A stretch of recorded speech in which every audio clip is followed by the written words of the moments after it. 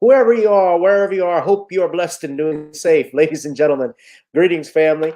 Of course, I'm tuning in. You see me without the glasses off today. But if you're looking for some opportunities, particular advertisement opportunities, then look no further at the link at the bottom to my email address. You can hit me up for advertisement opportunities. We are supporting and promoting your businesses here on this channel.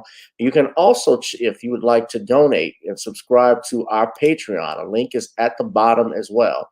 So you have multiple ways in which you can advertise with the platform by emailing me when we go on through our live stream. You also have access to premium content, those that want to see premium content that you will not find here on YouTube or Facebook or Twitter, as I am suspended probably by now. You guys can check out the Patreon at link at the bottom. But advertisement opportunities, definitely email me, gavin.grich1@gmail.com for rates. And for the Patreon, it is the same as the YouTube channel. It is channel gboot2786. All right, I'll holla. Peace.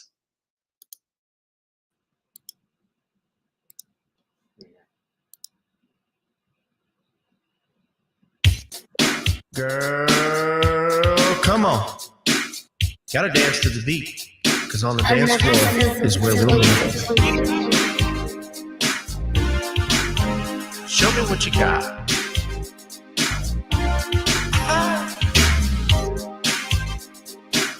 Gotta feel the groove. Feel the groove, get on the floor. Get on the... Right now the party's wasted. There's nothing much to do. But once the groove gets started, tell me, what do you have to lose? Just look into my eyes, girl, as we glide across the room. And what to my surprise now, the beat takes hold of you. Now if you're feeling like I'm feeling, so come on baby, let's start dealing. Time to get this party started. Ain't no time for the broken hearted.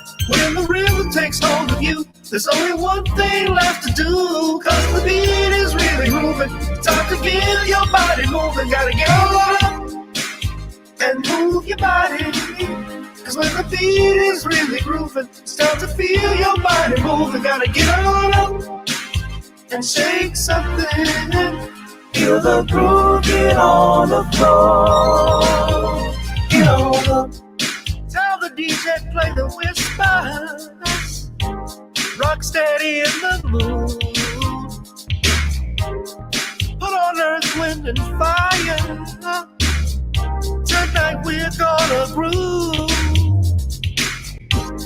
Show me how you do the four corners. Electric slide or two. Hit the bus stop or do the bunny hop, baby. It's really up to you. Now if you're feeling like I'm feeling, so come on baby, let's start dealing. Time to get this party started. Ain't no time for the broken hearted. When the rhythm takes hold of you, there's only one thing left to do. Cause the beat is really grooving. Time to get your body moving. Gotta get on up and move your body. Cause when the beat is really grooving, it's time to feel your body moving. Gotta get on up and shake something. Feel the groove, get on the floor. Get on the Now, 2020 hasn't been the best year of all times. We've been dealing with death, the pandemic, racism, bad policing, and all the bad rhymes. But like Uncle Snoop once said, if you're breathing, you're achieving. So if you're ready, I need you all to get on up. Are you ready? 1 and 2 and 3 and 4. Get your butt on the dance floor. 5 and 6 and 7, 8. This jam we appreciate. We're gonna slide and step on the beat. On the dance floor is where we'll be. feel the groove, get on the floor. Get on up And move your body. Cause when the beat is really grooving, it's time to feel your body moving. Gotta get on up and shake something. Feel the groove, get on the floor. Get on the Oh, baby, yeah, gotta get on up. Come on, baby, gotta get on up. Baby. Feel the groove, get on the floor. Get on up.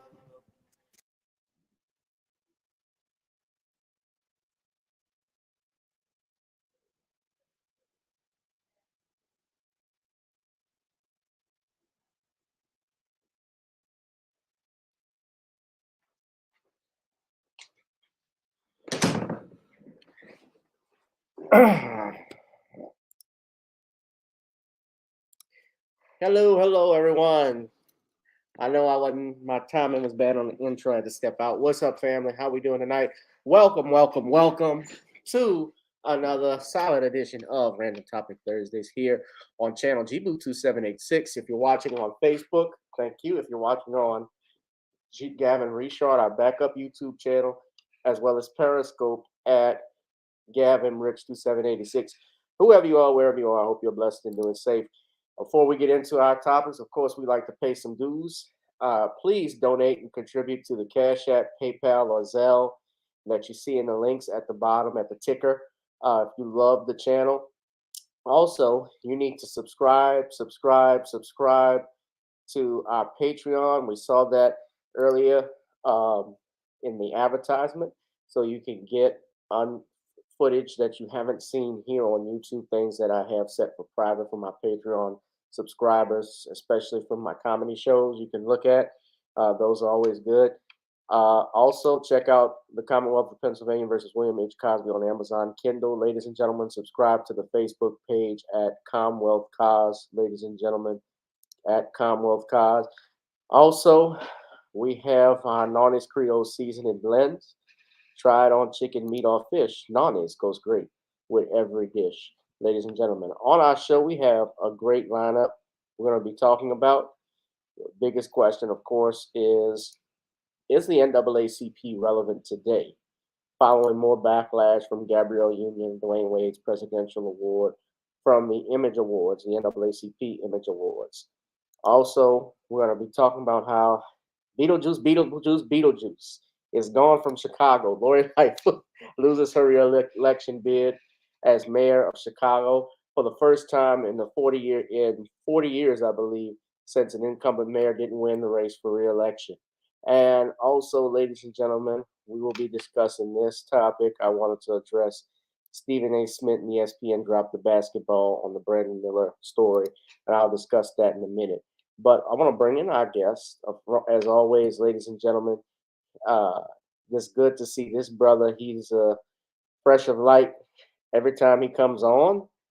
He is the author of The Man Crisis. He also hosts a live stream on Fridays, Friday nights. You can catch him. Our brother from Brooklyn, New York, ladies and gentlemen. Please give it up for Mr. Shawn James. What's up, Shawn? What's going on, Gavin? How are you? I'm doing fine, brother. How you doing tonight? I'm all right. Why don't you do a plug-in right now? The SJS Direct 2023 catalog kicks off with John Haynes, Godbreaker, and you can find that book right now in paperback or pre-order your own digital copy on Kindle, Smashwords, the iBookstore, Barnes & Noble, and Google Play right now. All right. And ladies and gentlemen, because we're going to be talking about Chicago, I had to have this brother come on. He is another fellow YouTuber. You've seen his channel, Your View. Please give it up for the one and only, my friend, Harvey Superboy. What's up, Harvey? How you doing, Gavin? How you doing, Sean? I'm good, doing Harvey. Good, I'm doing good. How are you? Harvey, do you have anything you want to plug in, like another videos, some more videos that are coming up? Well, I got something up, but the titles. I'm going blank on the titles, but it's about the recent elections in Chicago and how the media coverage has been very one-sided. Okay. And that's basically about it so far. Well, we're going to talk about Lori Lightfoot in a minute, but the first topic I want to ask everybody is the NAACP relevant today? Now, I bring that up for a reason because, Harvey, your fellow Chicago native, Dwayne Wade, and his wife, Gabrielle Union, were given a presidential award by the NAACP, which was the 54th annual NAACP Image Awards. The award, which they have given, is the presidential award, and it's my understanding they've been giving this out since about 1987, ever since they made the award shows. I believe put the award shows on television, and I've showed everybody a list of all the people that have won these awards in the last 35 years or more. So what I have here, and I'm just going to put this up just so everybody to see this. These are the people who have won Image Awards since 1987, Presidential Image Awards. Ella Fitzgerald, Reverend Jesse Jackson, Gerald Busby, Antoinette Stroman and Ryan White, Ken Amos, Carmen Amos, Bryant Gumbel. Now, they had some time when this was, of course, 1991 to 1995. This is not on. But you can see Brian Gumbel, Alexis Herman, Lauryn Hill, Tavis Smiley, Tom Joyner, Bill Clinton, Condoleezza Rice, Venus and Serena, T.D. Jakes. Now, wait, we go back to Tom Joyner. Remember Tom Joyner and Tavis Smiley? They were tight at one point, but then they started beefing a few years earlier when Barack Obama became president. Remember that? So, yeah. Soledad O'Brien, now Susan Taylor. Now, look at this. In 2008, Donald Sterling, the Clippers owner. Then after him, Muhammad Ali, Van Jones, Colin Powell. Here you go, Harvey, the Black Stuntmen's Association. And we know who helped co-found that, huh? Uh-huh. The Cos. Bill Cosby, yes. Kerry Washington, Spike Lee, John Legend, Lonnie Bunch, Danny Glover, Jay-Z. This is your part to do Jay-Z, Harvey. Yeah, I'm Jay-Z. NAACP Image Award player. Woo! Rihanna, LeBron James. Now look, Prince Harry, Duke of Sussex, and Meghan, Duchess of Sussex, and Gabrielle Union and Dwayne Wade. Now, I clapped back and wondered, what the hell did these two, before we get to Gabrielle Union and Dwayne Wade, what did Prince Harry and Meghan Markle do to get a presidential award? Sat down with Oprah. All right, that's fair enough. They really didn't do too much of anything. I think, first of all, do I think the awards shows are relevant? No, they haven't been relevant in years because it seems more like who's popular at the moment or who that they can pick. Well, I'm sorry. Well, Harvey, the question, well, I'll let you finish your comment, but the question is the NAACP still relevant? But go ahead and finish your statement. As a whole, no, they're not. They haven't been relevant in years because when you talk about other groups that have organizations for them, people don't even respect the NAACP. If you say the Anti-Defamation League, people start to shake. Yeah. NAACP, they like whatever. Right. Well, Adidas dropped Kanye West, although, yeah, they got to deal with him coming back. But honestly, I think those are contractual obligations that they still have with him regarding that. But when Kanye got in trouble with the Adolf Hitler remarks recently, and they dropped him from Adidas and so forth, that was the ADL putting pressure on the shoe company. And then you have people like Mari Emanuel making the remarks. Yeah, they fear those people. Nobody fears the NAACP anymore. It's a joke. Now, never really have because. Oh, you're right. Because let me tell you why. If they did, they wouldn't do and say things in media that they do to blacks. You know what I mean? Because look at the Congressional Black Caucus. They're weak too. The Urban League, all these organizations supposed to represent us are just bluster. Black people don't even respect the organizations anymore. Mm-hmm. Well, the real thing about this, Harvey, and I talk about this in the Bill Cosby book, because I noticed that these groups like the NAACP, who I believe Bill Cosby was a member of, would, if I'm not mistaken, just from talking to Andrew Wyatt and just learning this, he gave the NAACP carte blanche to use his image and likeness for his life if they needed anything. And they said very little. But as you look, when he was going through his stuff, but as you look here, I talk about this. This is from influencewatch.org. The NAACP has a 501c3 status, which means they are tax exempt.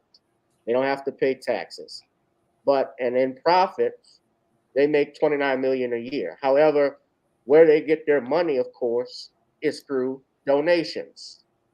They get it through grants and other bequests, accounting for over 59% of all NAACP and affiliate revenues, which is about $17.4 million. Then 61 corporate donors, 20 foundations, and 7 organizations. And I went through this list Tuesday night. So you just look at the names here.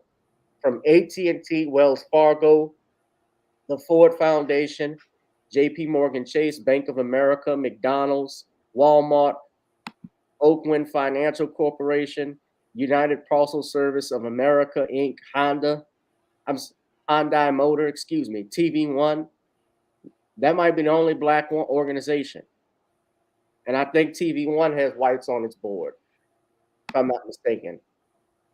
Coca-Cola Foundation, W.K. Kellogg, Atlantic Philanthropies, USA, Robert Wood Johnson Foundation, the Marguerite Casey Foundation.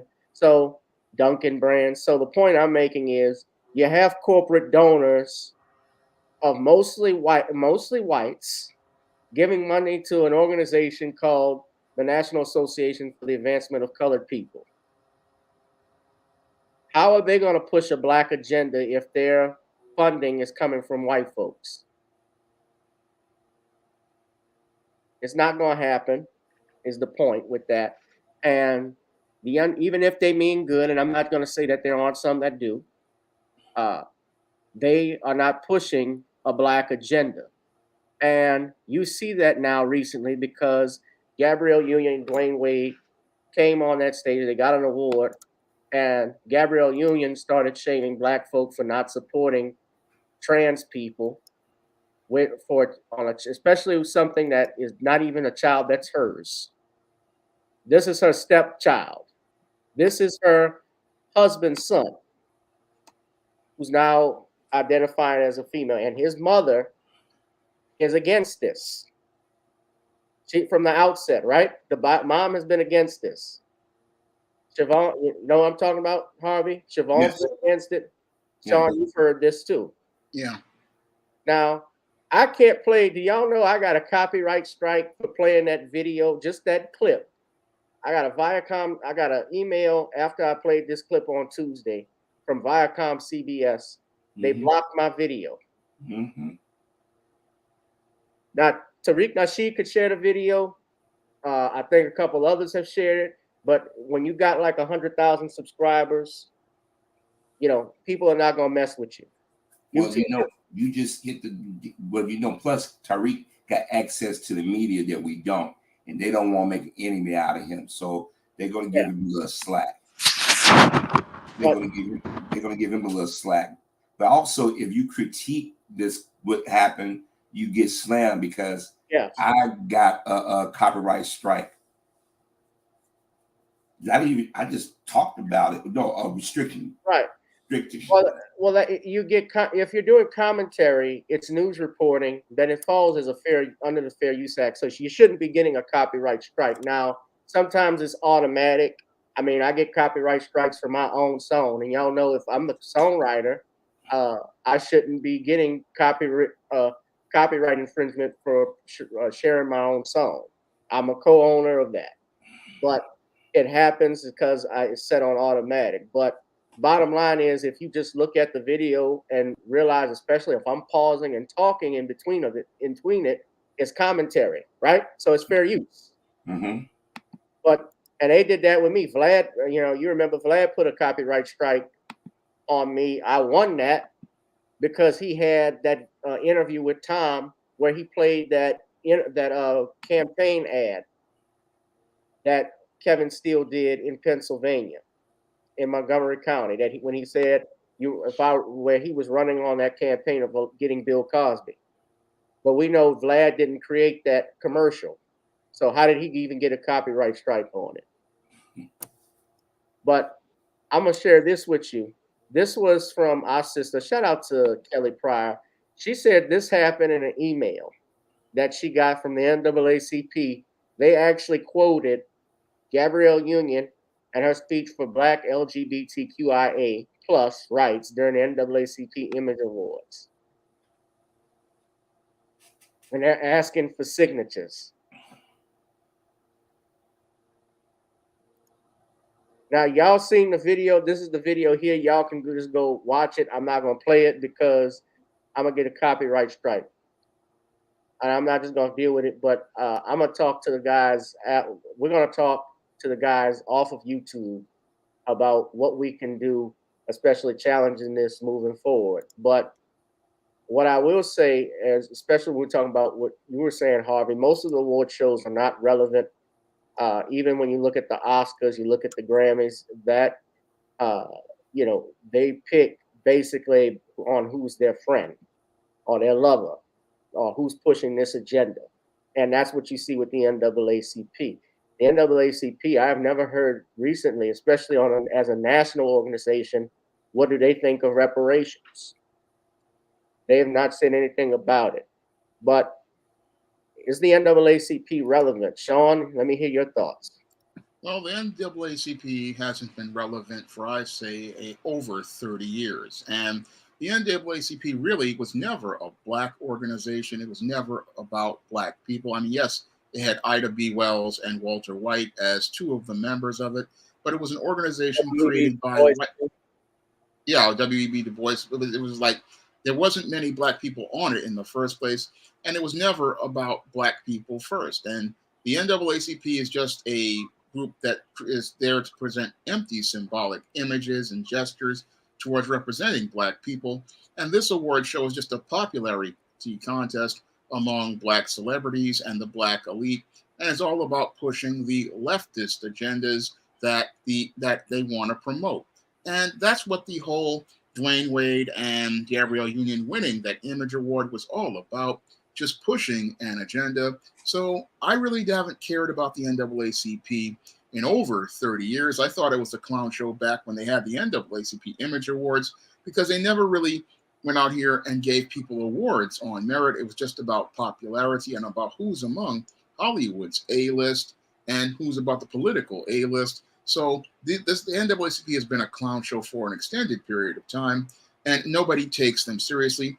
But the people I take seriously are the people in new Black media and the Black grassroots, because people in new Black media and the Black grassroots, we have a ability to make change, and we have an ability to go out here and be taken seriously.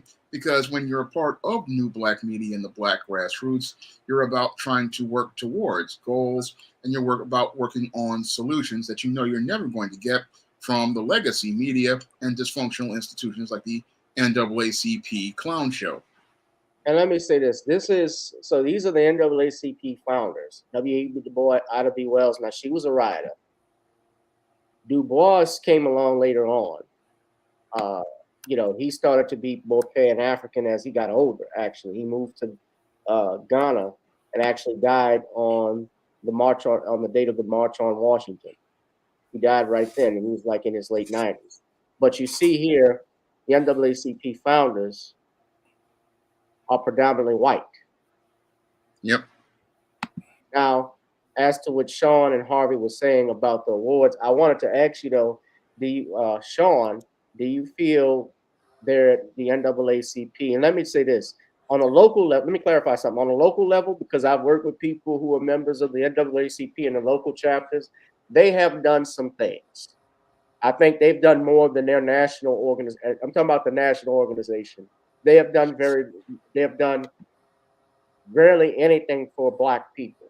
There have been some on a local level who fight, and I think that has to do with the fact that there are some grassroots that push within the organization. I'm talking about the local chapters, but nationally, they've been a joke for a long time. But let me ask you, Shawn, do you feel like the NAACP is pushing this agenda and that they use Gabrielle? I mean, Gabrielle, what did you think of Gabrielle Union and Dwayne Wade? Well, Gabrielle Union is someone who is just deeply mentally damaged, and Dwayne Wade is basically a beta male simp just going along. He's been completely emasculated, and the whole thing is they're both about pushing this alphabet agenda, and that's what the NAACP was pushing, and that's what they're trying to do. They're trying to promote an agenda with this show because this is what the institutions like the NAACP in Hollywood want to do.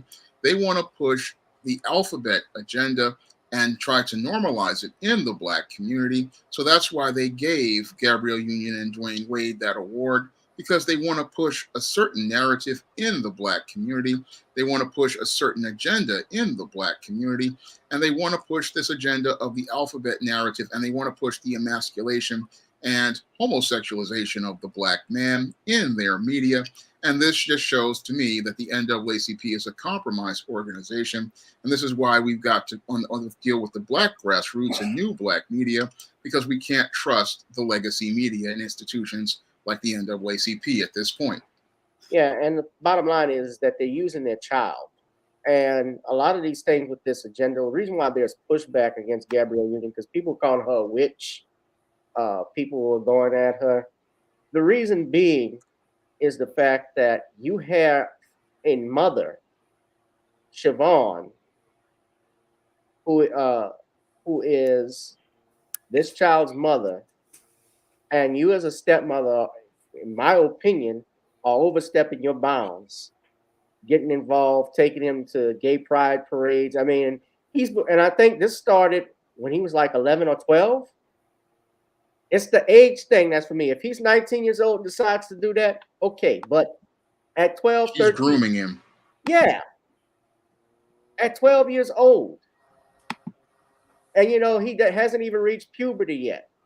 And there are videos online, if I'm not mistaken, Tariq Nasheed was talking about this, where this kid was even talking about how he was, was talking like a straight heterosexual boy, like girls and all of this stuff. And they've scrubbed that. They even scrubbed some stuff about that male nanny that was there that got in trouble with a couple of years ago. Remember that? Yeah. But, and a lot of people have clapped back at her, and they have some defenders. I think people wouldn't say much about it if they weren't using this child. You put your child, you want to defend your kids from being bullied and stuff like that, but you're using your child as clickbait, and especially and from my opinion, just looking at it, the mom, Siobhan, the ex-wife, she was talking about how they're using the child basically to get deals with Disney endorsements and how they'll get awarded with stuff. There's some truth to that. I believe there's some truth to that, because when you look at media, just look at how Hollywood treats the Black man.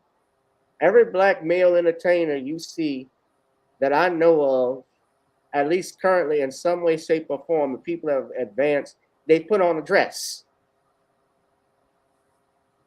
Eddie Murphy, Martin Lawrence, Flip Wilson.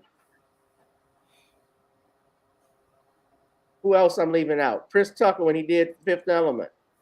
Will Smith. Will Smith, yeah, he did Wild Wild West. Chris Rock even did it once in CB4. What's the one to take? Everybody hates Chris. He's on that show, Abbott Elementary. Oh, you talking about Tyler James Williams? He's done it. His brother's done it. Basically, half of black Hollywood men in Hollywood entertainment. Wait, Harvey, who's brother? Barkley, Barry Johnson.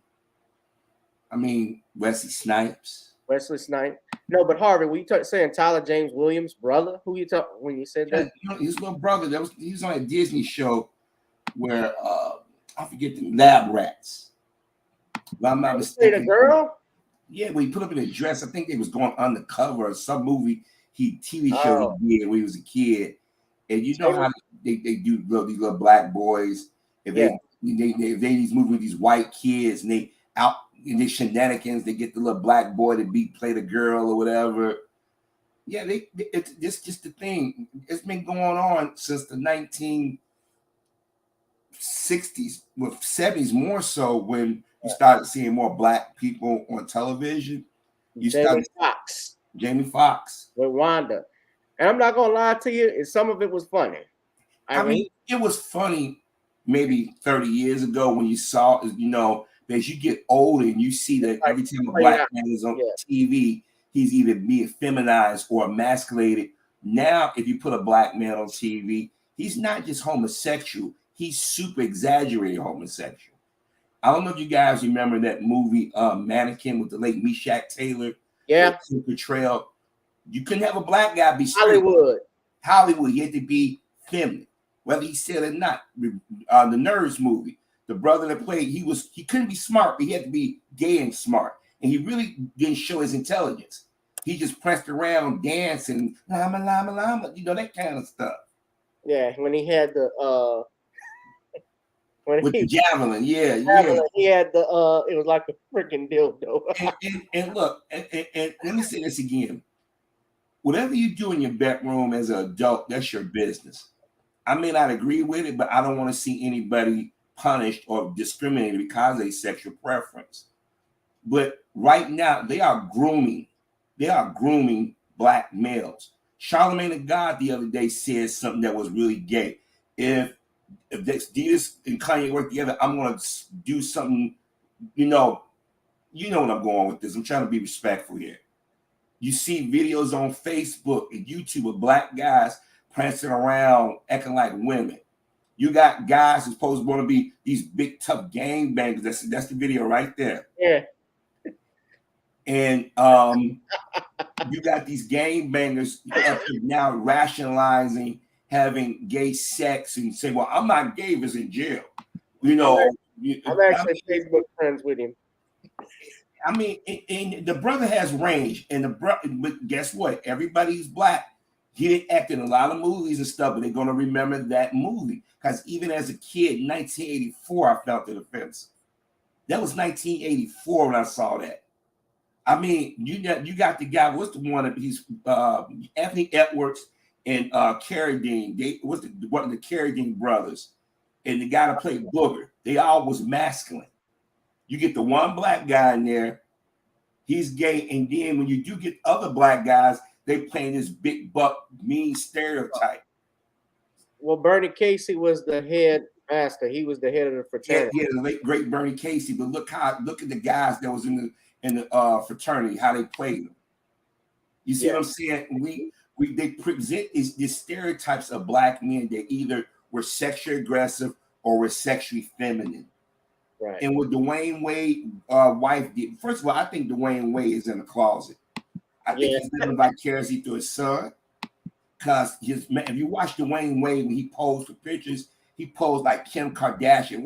Go look at the images. You know how when they model and they got that little smoke. I'm telling you, watch him. Gabrielle Union, reason why she's doing this, She's been trying to be relevant for the last 25 years. And she realized, oh, this is my chance to get in. Because right now, the gay community, at least the transgender community, this learned from the gay community and other people, we're going to put our use our dollars. And that's why the NAACP let her go on that rant. Like she was chastising the Black community. Black folks have always seen people in our community who are cross-dressing or living as trans people, and nobody did a thing to them. They keep talking about they're under attack. Let me tell you why, and I'm not condoning this, but if you go out there and pretend to be a female and you kissing a lot on the dude, and you get the guy along, and he say, oh, by the way, I'm really a guy. How you think that heterosexual male is going to take that? That was subterfuge what you did to him. Yeah. Well, Harvey, it's not just that. What they're missing out also is that most trans people, just like they say black on black crime, it's also trans on trans crime. They leave that fact out too. Exactly. It's mostly, I mean, crime is indicative upon where you live. Now, we don't like seeing violence portrayed on any person, on any group for any reason. You know, that type of stuff is not tolerable. You know, I remember when the guy who they made a martyr out of, who's gay, and that really started when pushing the legislation that they have. The one that was killed in the 90s, Shawn, you know the name, Matthew something. Matthew Shepard. Matthew Shepard, right. Matthew Shepard. My understanding from the information I've read, is that didn't have anything to do with homosexuality. That was a lover's quarrel or drug, or even about drugs, if I'm not mistaken, from what I've read. Now, they leave important information out, and that's what Gabrielle Union was doing at the award show when she talked about how are we going to fight for all, or are we going to fight for some, all of our people, and how black trans are being attacked all across this country. No, nobody's messing with them. I'm not saying that there aren't people who are like that do attack people because they're gay. Yeah, they have people like that, but most of the violence that I've seen, the stories I've read, is to what you're saying, Harvey, and your point. It comes from the fact that they are in relationships with heterosexual people. I'll be right back in a second. They actually deceive them, and then when they find out, yeah, they get violence. Like what Lil Duval was saying when he was being interviewed on TMZ, and they made it seem, and he was on, I think it was on the Breakfast Club, and then he was on TMZ because there was backlash over what he said, and they wanted him to apologize for it. And he said no. He stood his ground on it. So I understood what he was trying to say. He's basically saying, you lied to me. And he said it's almost like being raped, because if I had known you were a man and now you identify as a woman, I wouldn't have done that. Be honest, be upfront. Part of being in a relationship is fidelity. Fidelity, which is faithfulness, loyalty, and honesty. I'm sorry, go ahead. Oh, what's up, Bernard? How you doing? Go ahead, Harvey. Y'all, I'm gonna remind y'all of something. Y'all remember Chingy, right? Like, what's his name? Right There, the one that did the Right There song. Okay, he thought he was getting. Now I thought this is a woman, because the guy looked like a female. What was that? The one that? Okay, I'm back. Yeah, y'all, you know what I'm talking about. Went out there and lied on him, right? And said that he did things, they had sex and all these different things. Just lied on the guy, and eventually they found out that the person lied. I've noticed that some who are in that community like to try to exaggerate or lie on straight black men.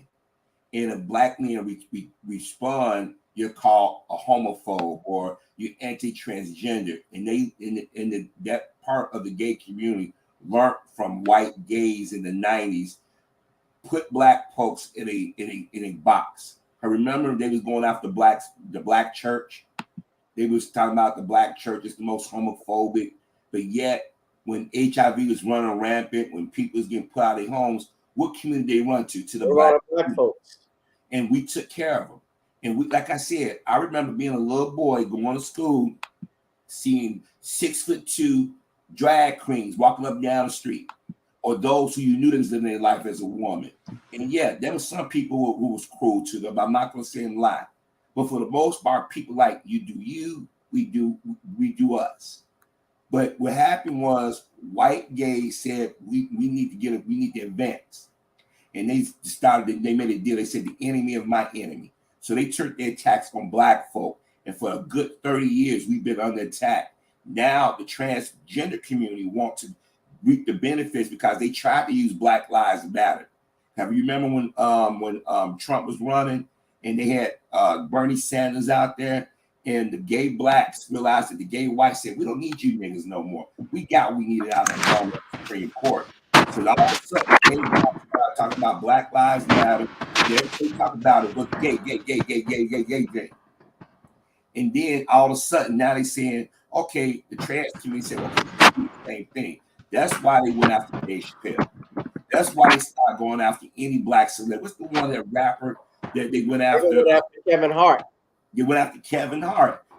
And the thing is that black folk are so afraid now to be seen as anti-something. The first thing they say, well, you guys were victims of judgment and discrimination. You're doing the same thing, and it's not the same thing.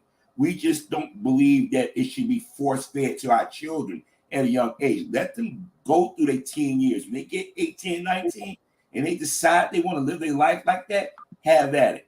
But a 12-year-old boy, you called him a girl. He's not a girl. He's a boy. Okay? His mom gave birth to him. She should have say. She should have a direct say in how he's raised. Gabrielle Union is just a stepmom. Gabrielle Union is profiting off her stepson's confusion. And Dwayne Wade sits back like a fool and allows it. But I really do think Dwayne Wade is living vicariously to his son. Yeah. Yeah, you're not alone. Shawn, you have some final thoughts on these topics? Yeah, I think Dwayne Wade is in the closet, and he's also, like Harvey is saying, living vicariously through his son. But I also think Gabrielle Union has a lot of anger towards men, and she basically wants to emasculate a boy because she was sexually violated many years ago. Right. And she's getting off on having power over this boy, and she's grooming this boy and abusing this boy. And I believe it's time for mom to step in and take custody of her son, because what these two are doing is basically you have one guy trying to get his ability to come out of the closet on his son, projecting. Then you have the other woman looking to try to destroy a man to get even with the man who violated her. So this environment isn't very healthy one for this boy. So I really believe that the mother needs to step in and get custody of her son. Let's never forget, too, speaking about Dwayne Wade, I'll never forget when Gabrielle Union went on some radio shows talking about eating behind. Mm-hmm. She's talking about eating booty. That did it for me. That what did with She's a me, sick brother. woman. She needs help. She's a 50-year-old woman going out here. Now all of a sudden you talking about what positions you like and how you like to be choked. I mean, like I said, these are adult conversations, but now they promoting her.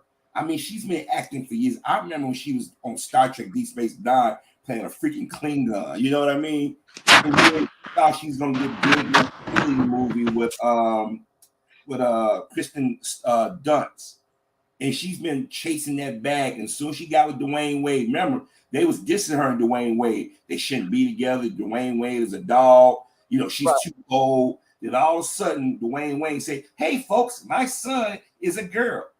And then Gary Union started talking about black guys. She threw Nate Parker under the bus. So Gary Union, she did the movie with him. She did the movie with him. And lied and said, and I saw him say, what did he do in the movie? Birth of a Nation, yeah. Exactly. So when they gave that award, and then she was lecturing the black folks, and the camera was cutting to the different black people that you knew were gay. And they were trying to say, we're going to see if we catch one of these Negroes frowning or shaking their head. That list that you gave of all those donors, those are white corporations. Comcast stood out. For one, we know they lean politically to the right, but they said, we're going to give these Negroes money. So when they say something, they said, we're going to take it away from y'all. And we know we don't want to be moved away from the table, so to speak. So they didn't sold, they sold. So like Shawn said, I said, the organization and the awards they give out are not relevant. Yeah, it is not relevant. Definitely. Hit that like, share, and subscribe button, ladies and gentlemen. We talk about Bussy Eaton. Bussy Eaton, Gabrielle Union. Ugh, I eat ass. Damn, that's like that joke Kevin Hart did on Shaq's All Stars. At least I don't eat ass. I'm like, damn, she embracing that. And she was married at the time talking about it. So if your wife is talking about something like that, I mean, I look at the husband side eye. I look at any man that's married and your wife goes on national television like The View and talk about what's going on in your bedroom, and then want to chastise the community that supported you. Right. I mean, she's out there trying hard, because when they get tired of Gabrielle Union, you're going to try to run their ass right back to the community. Look at Halle Berry. She didn't have nothing to do with blacks for about a good decade until white folks said, okay, you take your crazy ass on. Now you out there putting thirsty pictures up of herself in the bra and panties, trying to become relevant again at 50-some years old. Yeah. That crap ain't working anymore. That's just like, yeah, Tia Mowry. You just divorced your husband. You're not even the ink on it. You don't even die, and you're on Sun in the damn video. Yeah, but she did one 44 years old where she's posting 30 pictures saying, I'll find love again. Good luck. Yeah, she's not. She's not out there got a fantasy. I screw one of the twins. Yeah, this ain't the 90s. We ain't chasing after them. And the women who I thought were it as kids, when we were kids, when you grow up, you realize that was nothing. Like I look at now, you look at, for instance, as you've gotten older. When we were kids, we thought Lauren was fine. But now looking at Myra was the one Steve Urkel went with. Because she loved him. And she didn't want him to change for nothing. She appreciated him for who he was. Laura didn't. She only liked him when he became Stefan Urkel. Well, that goes sort of that Michael B. Jordan situation. Oh. That everybody's criticized, calling him lame. I thought, in my opinion, thought he handled it well, but that's just me. Yeah, and she's denied, that woman has denied bullying him. I could tell, as a kid, what Michael B. Jordan said was, I was the corny kid, because they used to call him that. We were talking about that on Tuesday. And look, Michael B. Jordan, Joe Budden is even calling him corny. Now, what Joe Budden went was too far. And race had nothing to do with it. What it was is that, and I had bullies. When I was a kid, I'm not afraid to shame. I've said it in videos. I had bullies. I think all of us had bullies to a extreme. But when a girl does it, it hit us hard as boys. Boys have feelings, because I had been many days I had to run home to my mama. Mama, she don't like me. She don't love me. And your mom reassure you and everything. But now that he's famous and got the muscles and the money and everything, she's like, oh, Michael, we go way back. And Michael like, really? Right, just look at how he's looking at her. Like he couldn't wait. Just look at that. Y'all see that?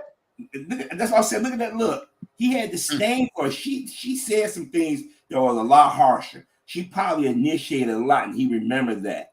Yeah, that's probably why. He looked like, please. Yeah, and she looking like Wendy Williams on the red carpet right there. 1980s version Wendy Williams. That orange hair.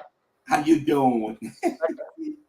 Yeah, look, wait, just play a little. Jordan, the director and the star of Creed 3. And, we know each other. We go way back all the way to Chad Science in Newark, okay? The corny kid, right? No, I did not say that. Misquoted for sure. No, you did not hear me say. I said we used to make fun of the name. But, yeah, he is obviously killing things out here. How is the difference between... She wants the dick. Wait, you can tell it hurt him. I'm gonna tell you something. People don't understand. Yeah.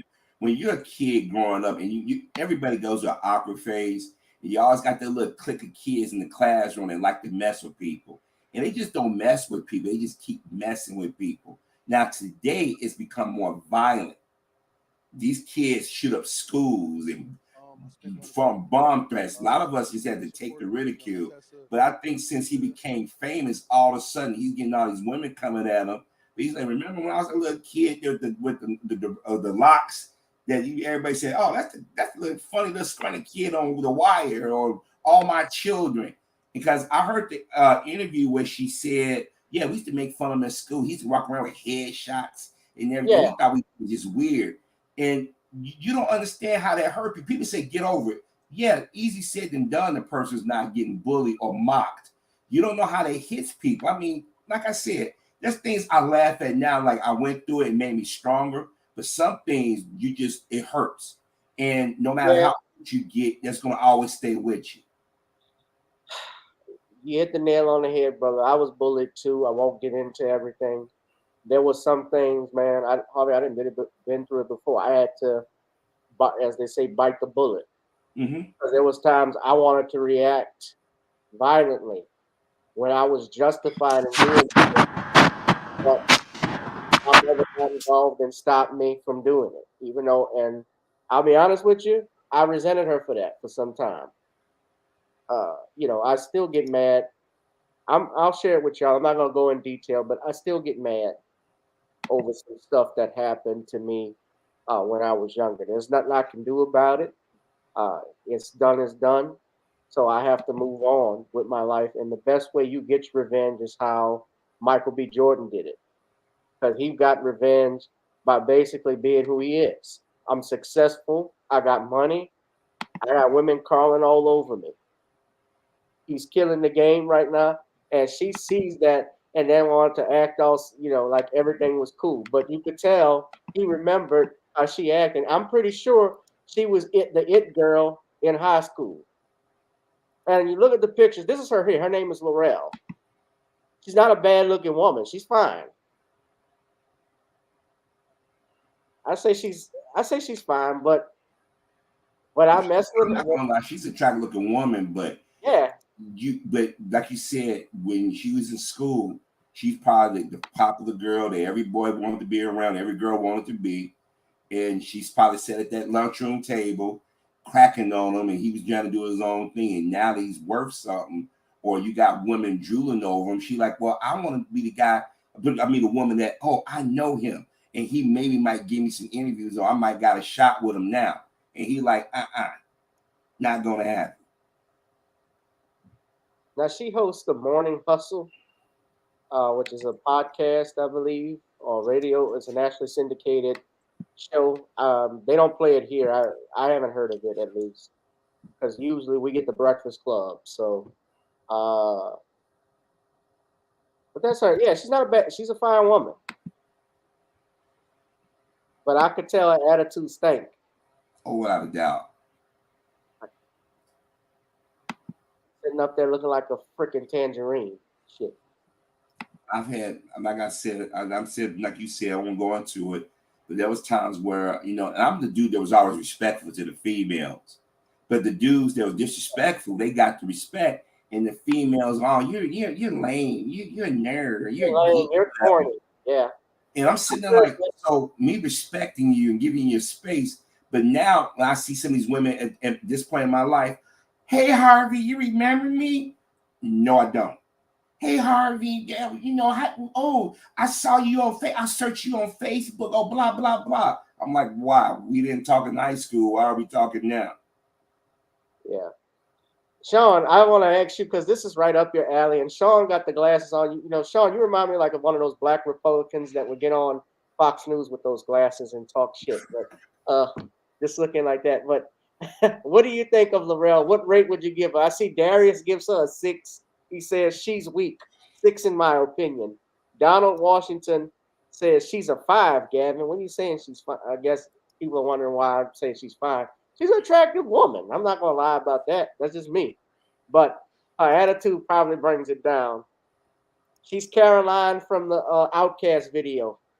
I know you'd like to thank your don't stink, but lean a little bit closer. See the roses really smell like poo-poo. But Shawn, this is up your alley. Let's talk just right quick. What do you think of her? Of what she?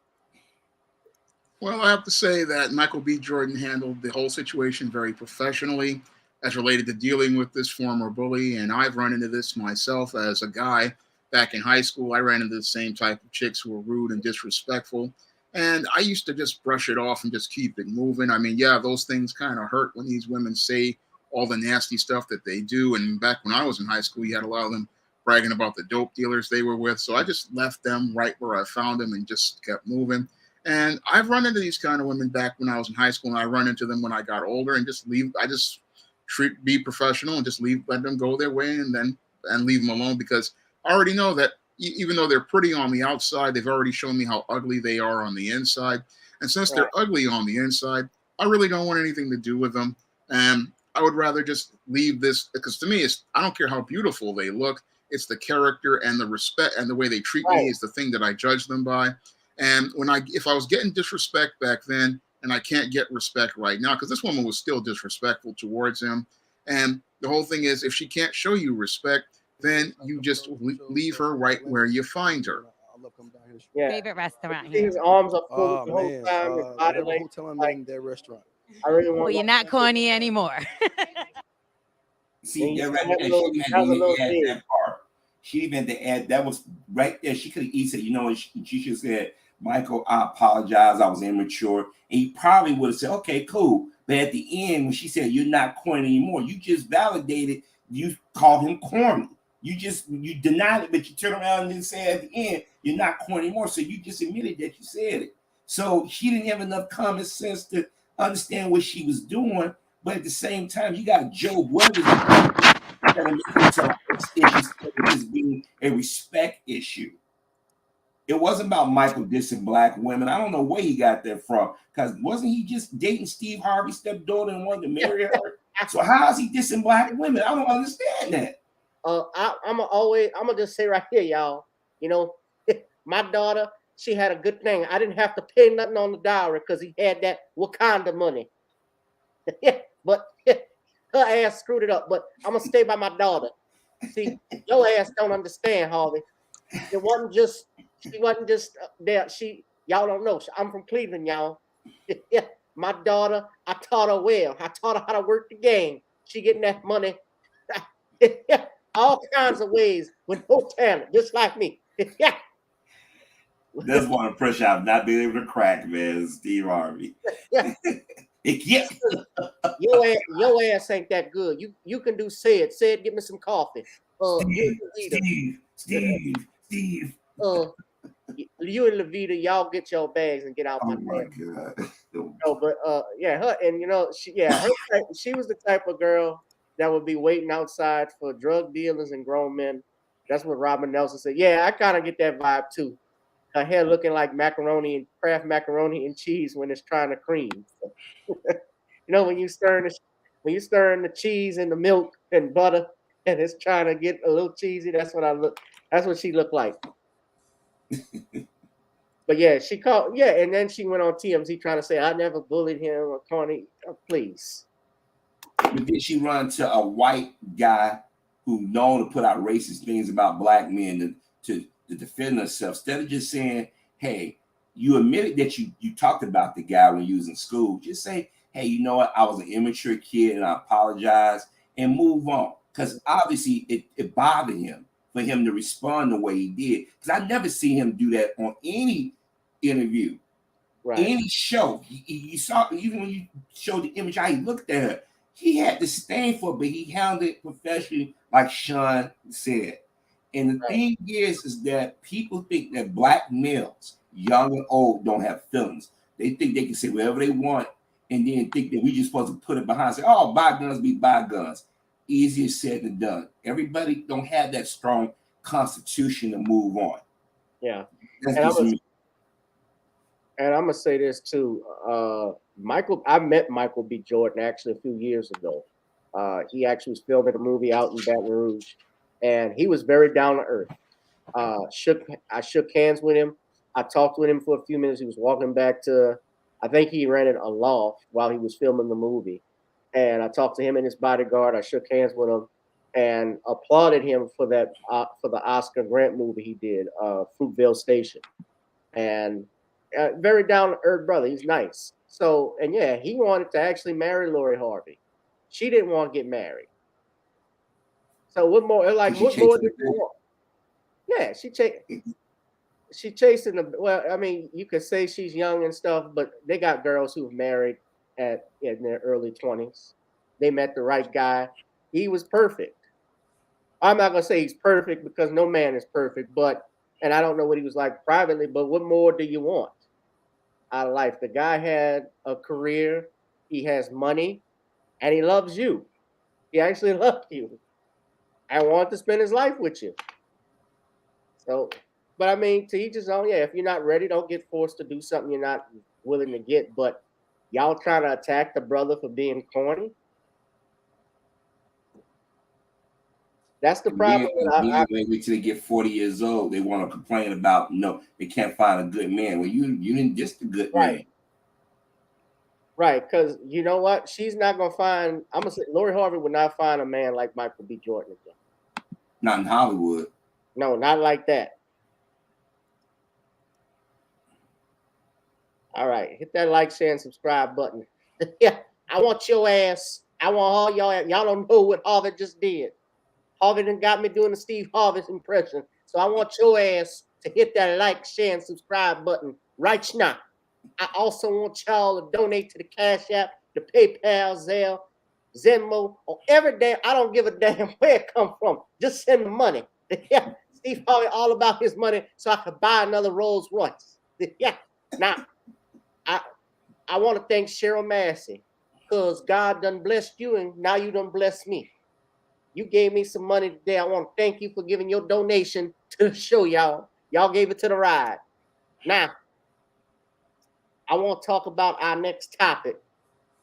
We're going to stay right in Chicago. We're going to talk about Lori Lightfoot losing the mayoral race in Chicago, a re-election bid. Now, I'm going to play this for y'all. Now, you know, I did a show in Chicago, but I had to leave Los Angeles, and I left all my damn employees up there, too. I left your ass with no warning. That's right. I dropped y'all like Dion dropped JSU. I went from an HBCU to a PWI, baby. Yeah.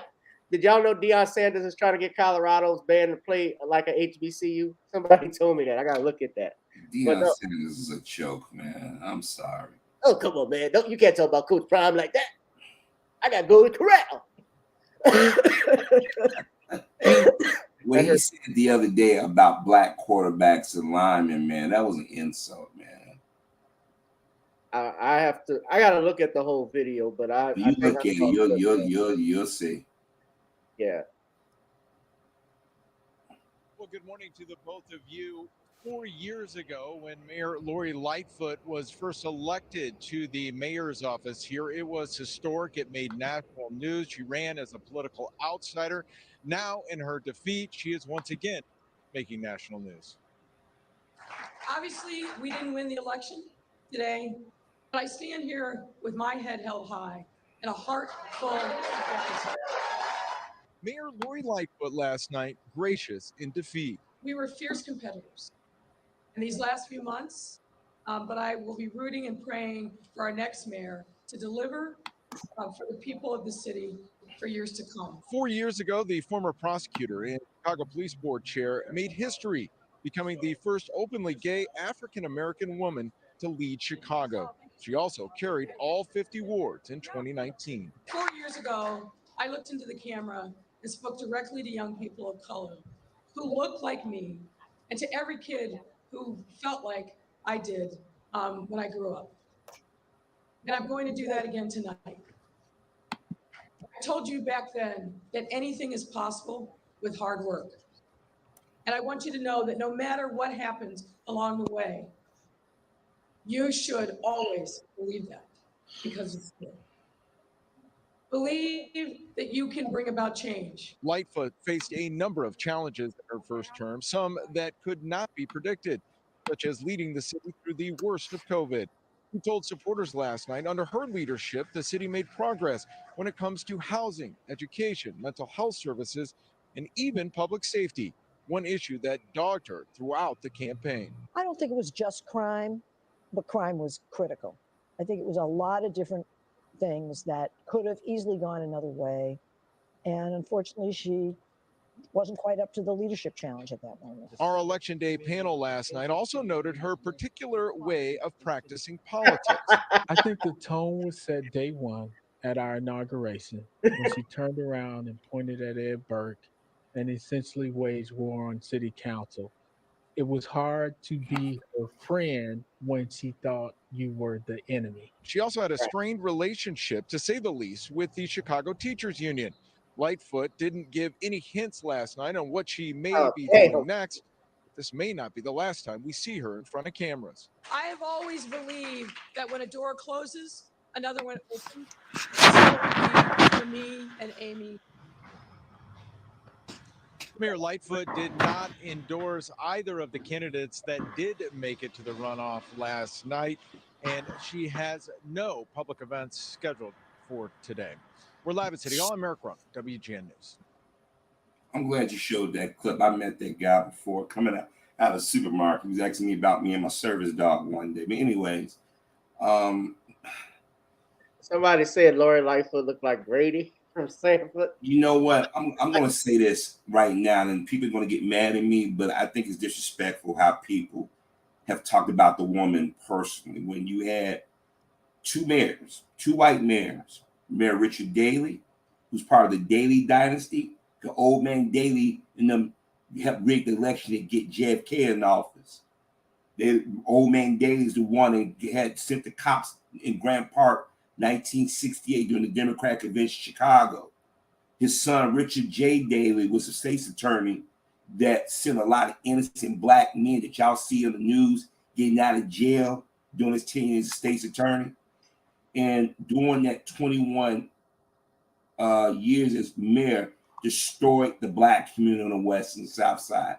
Then, of course, you got Rahm Emanuel, was part of the Clinton administration that helped push that 3-strike law and told Clinton and Obama, don't get caught going out talking about black issues. Lori Lightfoot did a lot for the city. I don't even live in the city of Chicago anymore. I still have friends and family acquaintances in there, and I take business. You had the west side of Chicago that had been just ignored for damn near 60 years. She got all kinds of development going up and down in that area. She got some parts of the south side going on. She got some parts of the north side that they're trying to gentrify. She's done a lot. What it is, they thought when they got a black woman or a black lesbian woman, they thought they got one of those sisters going to come in and jump and do their bidding. If you haven't noticed in politics today, if you got a white candidate, Republican or Democrat, you're gonna get a black female running mate. If you got a black woman that's in politics, they put us the face and they gonna pair it, whether it be left or right. Now, of course, I'm from the Chicago area. I know about Chicago politics. When the guy said she pointed to Ed Burke is the alderman who's been in office since 1969. He was a former Chicago police officer. His dad died in office. He took his dad's spot. That area that Ed Burke was the alderman of is now Hispanic. That's the same neighborhood that Dr. King marched through. That famous video of him getting hit in the head and all them white folks with the Nazis throwing the cars. Ed Burke father was over that area. Ed Burke lived in that area. He's the police officer. When Harold Washington won, him and Vodoliak and all them white aldermen gave Harold Washington the blues. So after 36 years, Black Chicago have not learned they lesson. When you had a black mayor fronting her on TV, blaming her for shit that she couldn't control, she didn't cause the pandemic. She didn't throw black folks under the bus. Remember, you had a previous mayor and a state's attorney tried to cover up a murder of a 17-year-old child. And I didn't see people making memes about Rahm Emanuel. I didn't see people making death threats. They say 2 people went to this woman's house and tried to kill her and her family. They didn't make national news, which Red Dead told me what was going on. In my video, I told anybody, if you want to know about how they feel about Lightfoot, go to the Chicago Media Facebook page. Nothing but racism. And then the black folks that ran, they thought we got a sister. She gonna let us do whatever fuck we want. And it didn't go that way. So a lot of the misinformation I see put out here, it bugs the hell out of me. That's why I tell people, if you think I'm blowing smoke up your ass, go do your research. But a lot of people blame her for stuff she had no control over, like the immigrants things putting in the school that y'all saw on the news. That wasn't her decision. They came from Governor Pritzker. They came from the state representatives. Because what happened was a week later, they was going to send them on the south part of the south side where the Hispanics lived there, and the Hispanic state representative told them, you're not doing that. They didn't make national news. So you already knew the fix was in. Kim Fox, I'm not a fan of her, but you got to ask yourself, why is Lori Lightfoot, Kim Fox, and now soon to be resigning Superintendent Brown come under attack when all these other people did way much and did it right in our face and we said nothing? I didn't mean to go on the passion about so I gotta say this though, with regards to, all right, well, I'm not from Chicago, so I don't know too much about Chicago politics, but I do have some idea of stuff, and I can say this especially because I look at Lori Lightfoot, I look at in comparison, like here in New Orleans, obviously it's a different animal, but when I look at the major cities, I look at New Orleans, I look at New York, I look at Los Angeles. Uh, well, let's stick with Chicago. Chicago, New Orleans. I think D.C. You have a female mayor. In Los Angeles, they have a female black mayor, so who just was elected. All right, I look at that, and by the way, Latoya Cantrell, there's a push to have her recalled as mayor because she's been reelected. She actually has about 2 years left in her tenure. And while I call into question the people who are leading the recall, I can honestly say, and I haven't talked about it that much about her, these politicians in truthfulness have done very little, especially in our communities. And I look at the major cities where, and even if it's not a female, but even if it's a black male, these cities are run by mostly Democrats. They have some of the highest crime and murder rates, and they also are in the poorest sections. You look at Los Angeles, Maxine Waters, who's not mayor, she's the representative. She gets reelected time and time again in that district, and it's right next to Skid Row. So I look at that now, talking about Chicago and stuff, especially you mentioned the immigrants. She did support, from her own words, obviously getting more monies, especially to illegal immigrants that were there. And then on top of that, from what I read also, with the election, with the election coming up, she even made the remark that if you're not supporting me, then just don't show up to the polls. The point I'm making with that is never ever bite the hand that feeds you in politics. I'm looking at this, and there's things that I'm seeing, like what happened with, and Shawn, and you and I were talking about this with Stacey Abrams when she ran for governor, and she was throwing black men under the bus. Just especially if you have, now I'm not keen on who the people are who are running for re-election in Chicago. Harvey, you have more info on that than probably I do. Although I've looked at Dallas, who's running, and he's endorsed by the Fraternal Order of Police. So I think it's going to be another Joe Biden, essentially, where they're going back to blue. More than likely, he's going to win the election.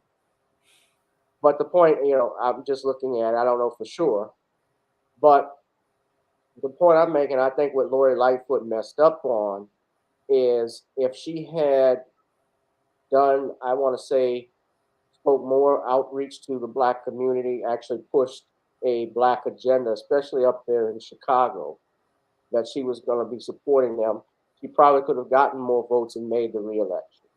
Just by looking at it, she finished third. So she actually got, looks like 17.1%. So she got 86,952 votes. Brandon Johnson got 103,387 votes. So he got 20.3.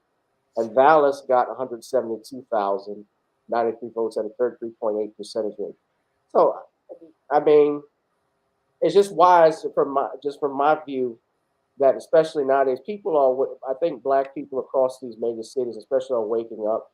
They're tired of democratic politics, especially when they look at their cities, their inner cities, and not seeing things done And I was listening to Dwan B show earlier. Shout out to him and Dr. Short. I think in general, people are frustrated with politics just in general. It's like with George Carlin. George Carlin was one of my favorite comedians of all time. He never voted, but he used to say he never complained about politics because it's like garbage in, garbage out. Politics sucks because the people suck. But that's just me. You're free to comment, or Shawn, you're free to comment if you had something to say. All right. Well, I'm not from Chicago, and I think Harvey has the best perspective on Chicago. But I can give you a story about what happened here in New York with our first black mayor. Now, back in 1989, we had David Dinkins, who was the first black mayor after 4 years of the failure of Abe Beame, 12 years of Ed Koch. And this first black mayor, David Dinkins, thought he was going to be able to come in and try to change New York City the same way Lori Lightfoot did. And what happened to David Dinkins was that he got set up by these politicians as related to his party to be their fall guy. He was set up to be the fall guy to take all of the blame for all of the failures of the two previous mayors in their 20 years in office. And as he was set up for failure, what they did was blame him for the sad state of affairs in New York City. And as they were out here blaming him for the state of the budget, the state of the crime that was out of control, because we were at, I believe, 2,000 murders for 1 year, 2,200 murders for the next year, or 2,100 murders, what they were doing was setting David Dinkins up and for failure. Because what happened was as he was in office trying to navigate with all these problems, he was thinking he had a chance at actually making some changes.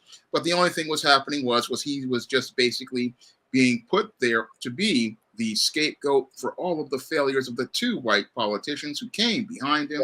And as they were setting him up to be the scapegoat, what happened was they were grooming another candidate, Rudy Giuliani, to become in as the great white savior. So the black politician comes in to basically be the crash test dummy for these white politicians who fail, and then they blame all of the failures on the black politician.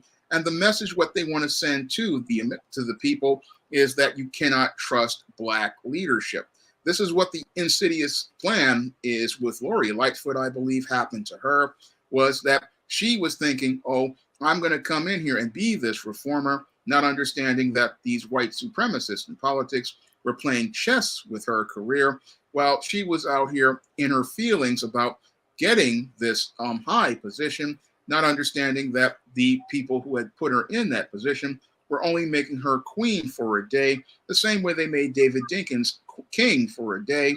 And then after they made this media spin, making him the bad guy, they set him up so that he could lose, and then they could install the white guy to become the great white savior. So what they do with black politicians is they allow them to come in and be able to run for office, and they run for office when after all of these guys screw up. Then they want to bring the black politician in, and then they want to say that the black politician isn't competent at their job, and they want to say that the black politician is not capable of doing their job, when in actuality, it's a whole rigged game. And when you look at the big picture, they really don't want to see the black politicians succeed because they don't want the black politician to be the image of competence. That's what happened here with Lori Lightfoot, the same thing that happened with David Dinkins. You had the media making a lot of stories about crime. You had a lot of media stories about everything being out of control. And they did the same thing to David Dinkins. If you go back 30 years and read New York Daily News articles and watch old Channel Fox 5 news stories, you will see the same spin and narrative that was done to David Dinkins being done to Lori Lightfoot. And it's basically they're mirror images of each other. And it shows how the white supremacist basically sets up black leaders, not for success, but for failure. And they use that as a way to traumatize people into not voting for the black candidate by associating them with failure. And when they associate the black candidate with failure, what that does is make them look at white candidates as the saviors and the ones who will clean up everything So you got to really look at the big picture here. And I look at the big picture with Lori Lightfoot. And again, she was never meant to have success, and they meant for her not to have success. They basically wanted to go and make the empty symbolic gesture of a black alphabet mayor. And after they made that empty symbolic gesture, they got everybody in their emotions about her success as a black mayor and winning the office. But after that, they were setting her up to tear her down so they could build up the great white savior candidate. So I look at the big picture here at Lori Lightfoot. And again, she basically was set up for failure. And they do this to many, not only black political candidates, they do it to black executives as well. And they do it, this is an old game that the white supremacists in business and politics play. What they do is take a black person and they go out here, make them believe that they're going to have success. And because they're so in their feelings about the attention they're receiving, they think they're going to go somewhere. And they're trying to go out here and build, not understanding you were just being in a bad situation, and she wound up in a bad situation. And again, she didn't really go back to the black grassroots. That was a major mistake on her part, because if you went to the black grassroots, you'd be able to get the votes to be able to compete in the primary. And that's something that many black politicians make the mistake of, because they get caught up in that white acceptance and that quest for white acceptance in white social circles. And what happens is they wind up alienating their black political base. And that's why they wind up eventually getting set up to lose in the end. The same way Lori Lightfoot, what happened to her is the same thing that happened to David Dinkins. And again, if you look at the articles, you'll see a parallel between the two. Because as I was looking at more and more articles on Lori, and I started seeing David Dinkins, and I started to see the game of chess that the white supremacists who control politics are playing. And I see the game that they're playing, and they basically set this woman up to fail. Yeah. Amen. Thank you, Shawn. I've been trying to get people to understand. When Gavin, you said she came in third. Let me tell you who voted for her and who didn't vote for her. Paul Vallis, he was part of the Daley administration back when I was in school. Okay.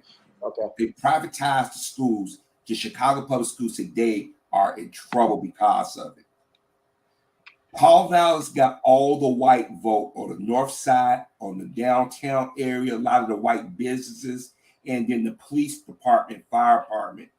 Then Brandon Johnson got the vote, a large number of vote from Hispanics and Asians in the LGBT community. Surprise. Everybody got this myth that Lori Lightfoot, she was a lesbian, she did things for the gay community. No, in fact, she didn't. She did more for the black community, and that's why they turned on her. Remember, if you guys remember my videos, I told you about the guy Ray Lopez. He's an alderman, right? He went to Fox. Fox do not like Hispanics. They definitely don't like gays. If you're a Democrat, why are you going to Tucker Carlson and Sean Hannity? That should have told y'all something right there. Then you got the major corporations. Viacom owns CBS. They are biased against her. NBC is owned by Comcast. ABC is owned by Disney. WGN is owned by Nexstar. Used to be under the Tribune. You obviously got Fox. Remember who first attacked her was the Trump administration. Hell, Barack Obama didn't even call her to congratulate her. Remember how Oprah was all cool with her for a while during the pandemic? And then all of a sudden the media was saying why she's only focused on the black community during the pandemic, because it hit the black Chicago very hard. All of a sudden they started to attack her. And then when she got tired of it, she said, I only want to speak to black journalists. She reached out to black journalists, but by these handkerchief heads working for these corporations, they was not going to piss their bosses off because they wanted to keep their jobs. So they went along with it. Then you got black people in city council that was cool with Rahm Emanuel and Daley doing whatever the hell they wanted to do. They disrespect her. I don't know if you remember seeing the video where the black woman got Mayor Lightfoot face. She would have never done that to Rahm Emanuel or Daley. A lot of these people. I know what you're talking about. That was that school board member. Yeah, And then the school board. Let me tell you something. Do I think teachers should get paid for what they do? A lot of them they do the best they can. But have you heard some of the kids from Chicago get in front of the cameras and talk? They sound worse than runaway slaves. They talk about raises, but you're not educating the kids. You're just pushing them through school. And she wouldn't budge on that. She said, wait a minute. When our kids are dropping out of school, they don't know how to read or write, and you want me to turn around and help y'all get more money. Then you have the governor that she went out there and campaigned for, threw her under the bus. First of all, those illegals that came to Chicago, Chicago's a sanctuary city. They made Chicago a sanctuary city during the Daley administration. Yeah. Black Chicago should have got angry 30-something years ago. You went all these years, and then you got people saying, well, she's doing something for the immigrants. You got a city council.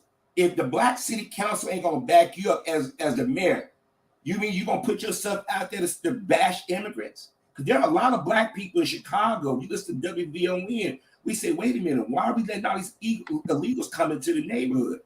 And the media was disingenuous and lied and said that Mayor Lightfoot wanted them to go on the south side in the black neighborhood. That don't make any sense. If anything, they Spanish-speaking people, wouldn't it behoove them to go to Spanish neighborhoods? Those Spanish people did not want them in their own neighborhood until some people started saying, wait a minute, Pilsen, Logan Square, in Little Village, you mean to tell me you don't want other Hispanics in your neighborhood? So when they decided they was going to put them over in this shuttered Kmart on the south side, the people in the neighborhood said, no. We don't want them in our neighborhood. The state representative got on TV. She said, I went to the lieutenant governor and the governor, other state representatives to put a stop on this. The media then said, wait a minute. You guys just said the Mayor Lightfoot, the one that invited them. Since the governor got that power to stop it, why didn't they do that for over there on the south side of Chicago? Because you know what they're doing? They're building the presidential library over there. They're getting ready to gentrify.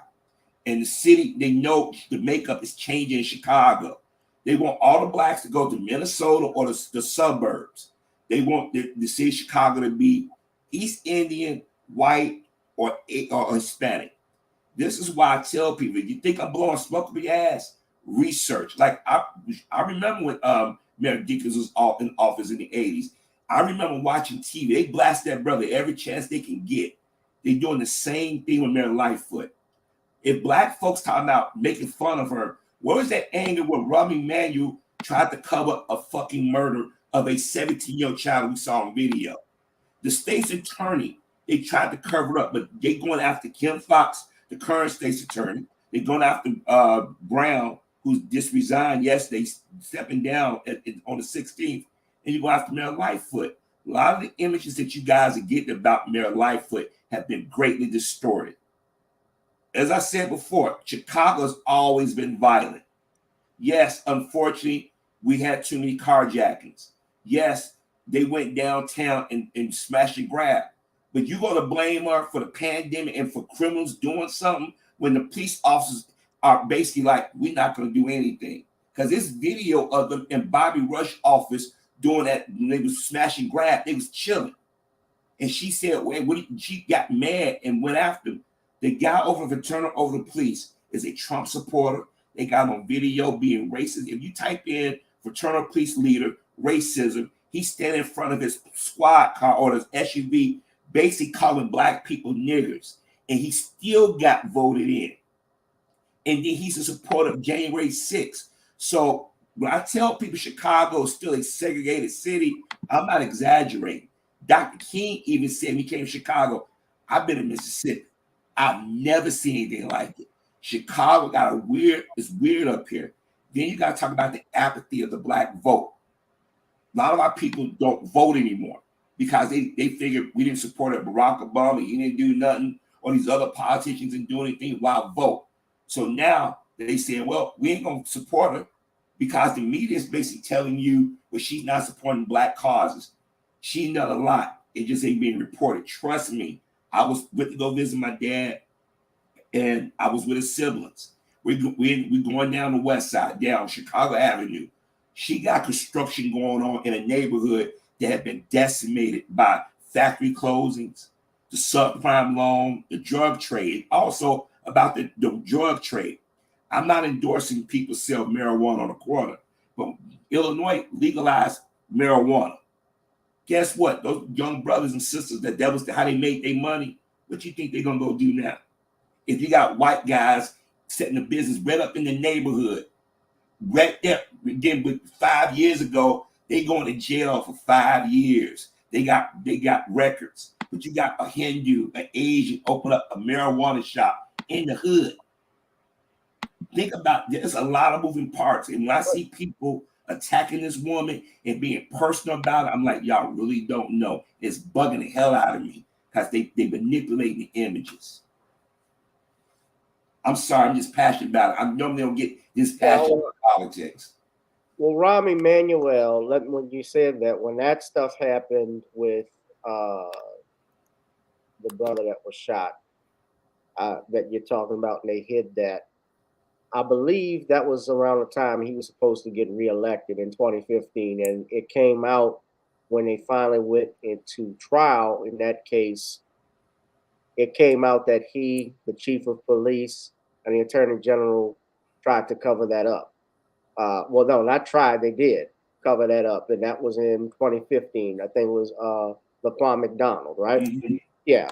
Well, I was saying then, because at that time, I think Rahm Emanuel, despite having low approval ratings, he got reelected, and he was running against Chuy Garcia. I saw the other brother that was running, Willie Wilson, was running, but he lost because he was running as an independent. But Rahm Emanuel, of course, was an administrator under the Obama administration. He was one of his advisors. So I'll say this: we'll monitor what's going to happen in Chicago, but I do think a lot of people, and I'll say this especially in New Orleans, as it correlates with that with LaToya Cantrell. There are people that want LaToya Cantrell out of office, and I believe they're trying to get the white girl, the white councilwoman Helena Moreno, to probably run for mayor and win. And they always do that in politics, where they will try and get the black person out to get the white one in. But the thing is, a lot of the black, and I'll be real with you because I'm here in New Orleans, a lot of those people, sometimes they are set up for failure, and other times they fall for the okie doke and go along with the white man's ice is colder, and not go to the grassroots and helping people out. New Orleans is a party city, so everybody is really interested in, yeah, I hear what you're talking about, Medicaid. I hear what you're talking about, fixing our schools, but do you like crawfish? That's common. And people care about partying. People care. We can't secure the bag. New Orleans is in trouble, and I'm not a fan of LaToya Cantrell. But what are they going to replace her with if they recall her? Is what I'm looking at, and we're going to see what happens in Chicago. Chicago is the third largest city in the United States, so I can imagine.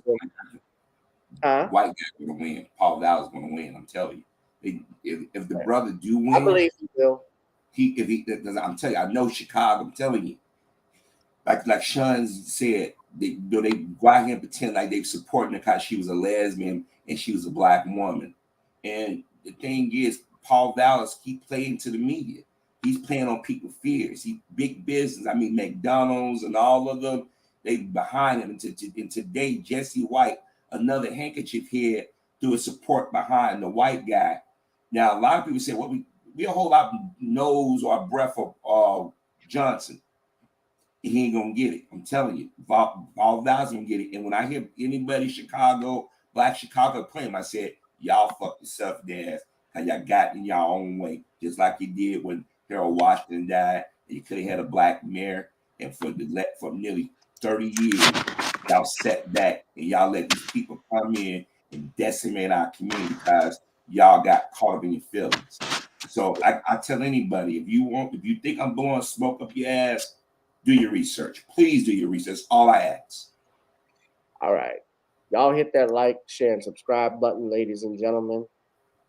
Harvey is not blowing smoke up your ass. All right. We're going to get to our last topic. Stephen A. Smith and ESPN dropped the basketball on Brandon Miller. Now, I don't know if anybody has heard about this story, but Brandon Miller is a basketball player, standout basketball player with Alabama Tide, the Crimson Tide, as a freshman. And recently, earlier this in January, his teammate was indicted and charged. Darius Miles was charged with capital murder. Him and another gentleman were charged with capital murder after the shooting death of a 23-year-old mother by the name of Jamia Jonee Harris. Now, what happened here, as news reports have come out reportedly, is that Brandon Miller had brought, and I'm trying to be careful, but from what I've read, supposedly Brandon Miller brought the gun that was alleged, and I have to say that because the man has not, none of these men have been convicted of any crime, but that was the murder weapon. But what actually happened is that the gun that was brought, from what I'm reading, belonged to Darius Miles, not Brandon Miller. And from what they're saying, he was already on his way to pick up the young man when he got the text. So this is what happened. I'm going to play two videos, all right? I want y'all to listen very carefully to what Stephen Head Smith had to say, and why you all come to the New Black Media, and why it's important to make sure you get your facts right. I'm gonna play two different videos, okay? So everybody just pay attention and listen to this one. By the way, all of this is fair use. This is commentary. So this is about a 1 minute, 30-second clip, I believe, and I'm gonna play another longer clip. Hold on. I will applaud Brandon Miller, the basketball. Now, what they were talking about is, should Brandon Miller be playing? Because when he went on to play at South Carolina, there were people doing chants about lock him up for reportedly being involved with this. And also, something happened at the game where Brandon, I think recently, did a pat down check, which is a pre-entrance thing that he does whenever he comes on court. So he's been doing it for a while. So it's not the first time he did it. And the Alabama coach, Nate Notes, got called out for not checking him. But he does a pat down. So but he's been doing that all year. So nevertheless, and I'll show you that clip as well. It was probably unwise of him to do that, especially if he's a person of interest in a homicide investigation. But I'm gonna finish the video.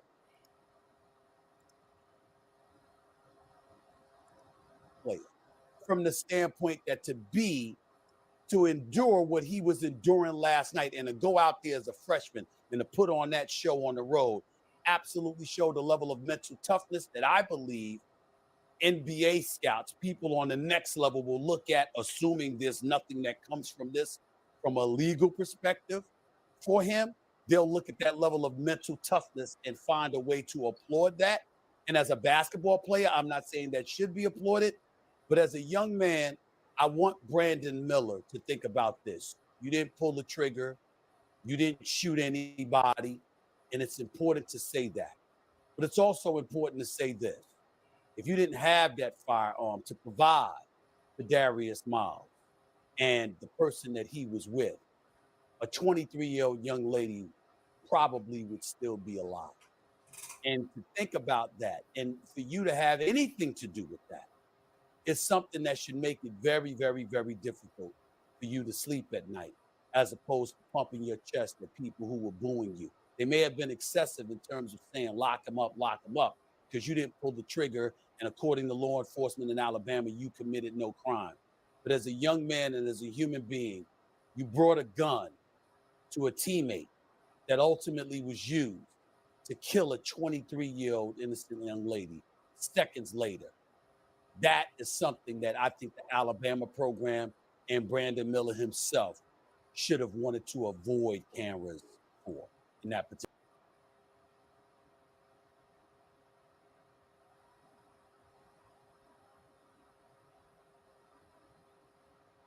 I think that I would.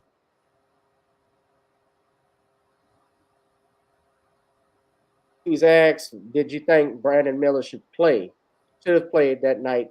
And he said no, he shouldn't have. Now, I'm going to play for you another clip that's a little longer that was on ESPN. I think it was from a few days ago. All right? Now listen to this. Now, this is on ESPN. This is on First Take.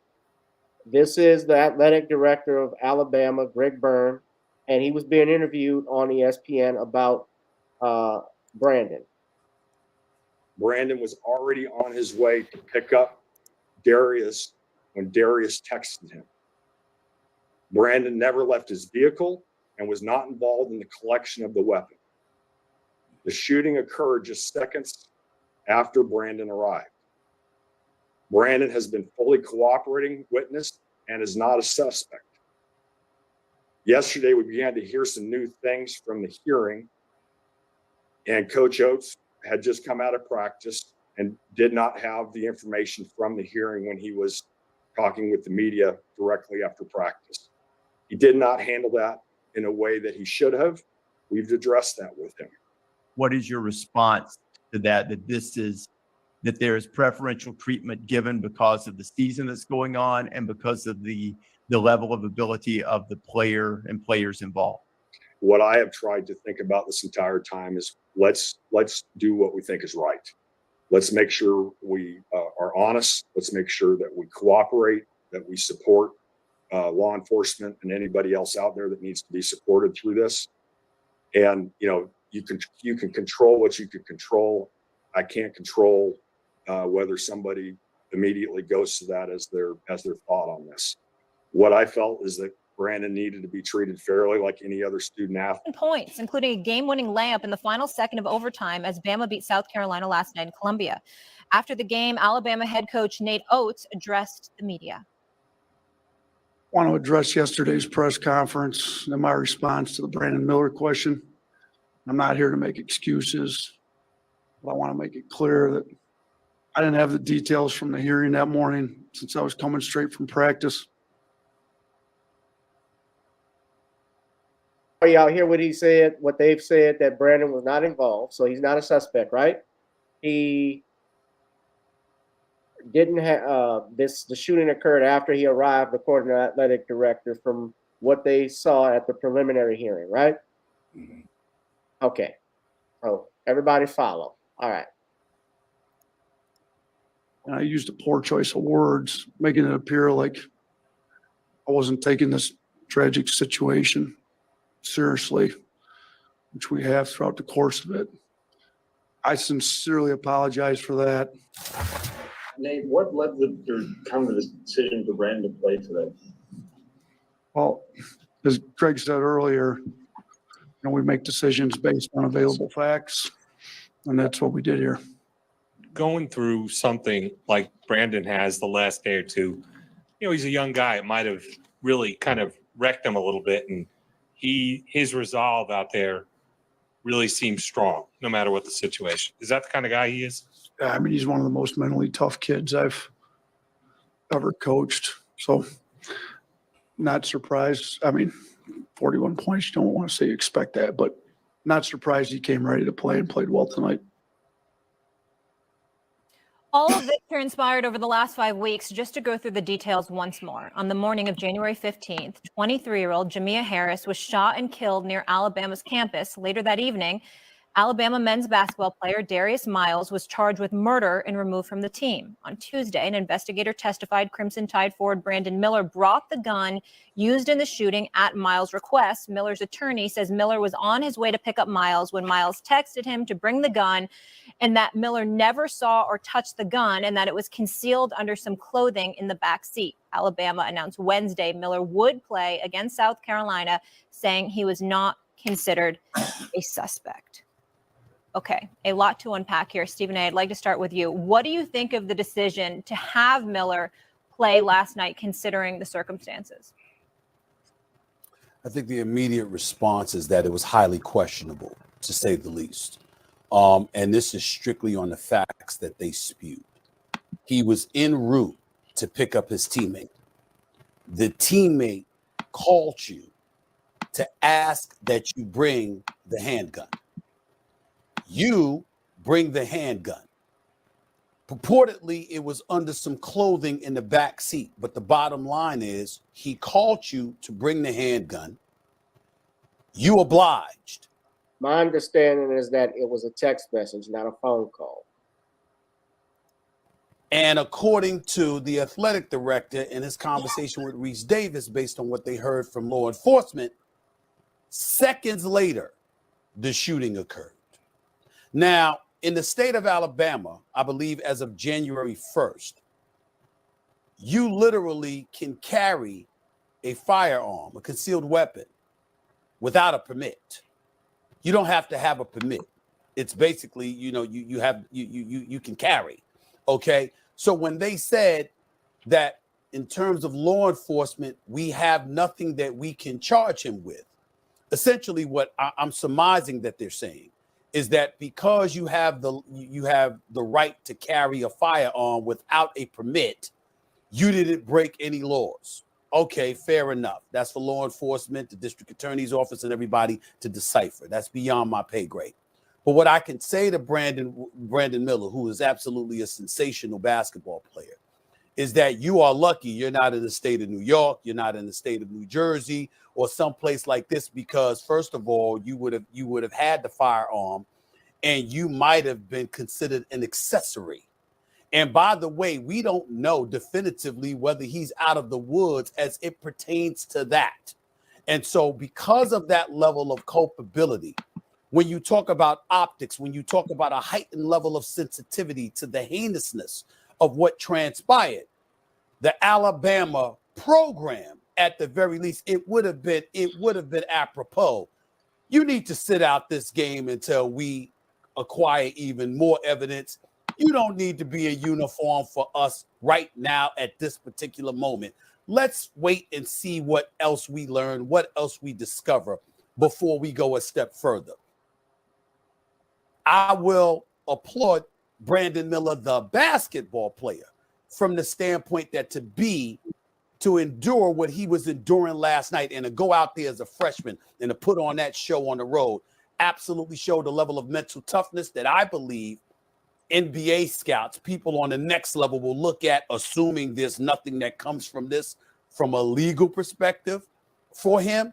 They'll look at that level of mental toughness and find a way to applaud that. And as a basketball player, I'm not saying that should be applauded, but as a young man, I want Brandon Miller to think about this. You didn't pull the trigger. You didn't shoot anybody. And it's important to say that. But it's also important to say this. If you didn't have that firearm to provide for Darius Miles and the person that he was with, a 23-year-old young lady probably would still be alive.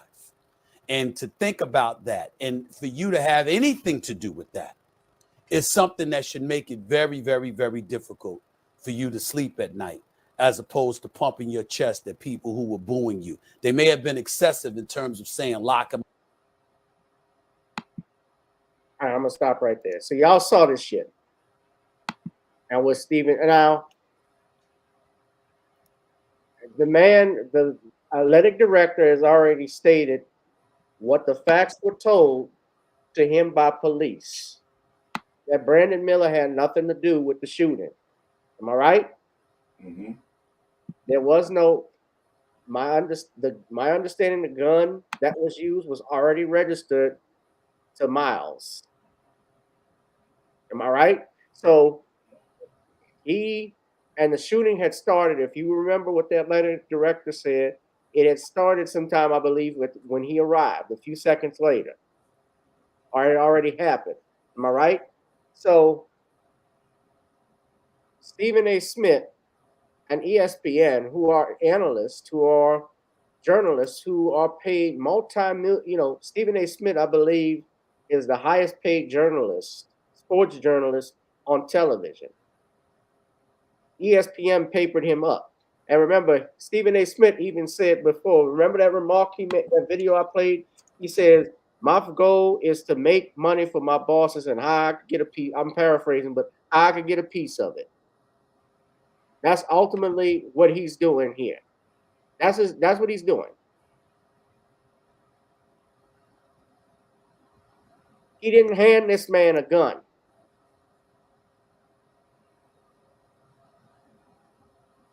He was already on the way when he received the text, from my knowledge.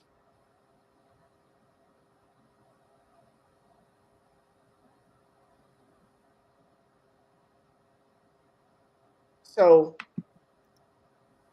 I'm letting you guys speak on it, but what they also were talking about, and I would say this, Brandon Miller, he has a habit of doing this. You know how these players have entrance that they do. I'm gonna let Shawn, you speak on it, but this was probably not a smart move for him to do, especially in the wake of. I'm not gonna say probably. It wasn't smart. He shouldn't have done this. Now he's been doing it all year, but to do a pat down for what? That's the celebration. So I think he was wrong for that. But he's young and dumb. I wouldn't do that again. You got to be smart with this stuff because, especially when you're in the NBA, when you're trying to get in the NBA, they're looking at everything from your education, how you did in school, your off, and even your off the court behavior. So they're going to even look and see if you wiped your ass and if you washed your hands when you came out the bathroom. But with that being said, Shawn, you take it. Well, it looks like to me that Stephen A. Smith was running his mouth, and he really was not showing good professionalism as a journalist. Because if you're a journalist, whether you're a sports journalist or an entertainment journalist, your job is to make sure that you get the facts and make sure that you present the facts as they are present as they're out here objectively. Instead, what he did was bring his emotions into things and decided to bring his subjective opinion in on this case.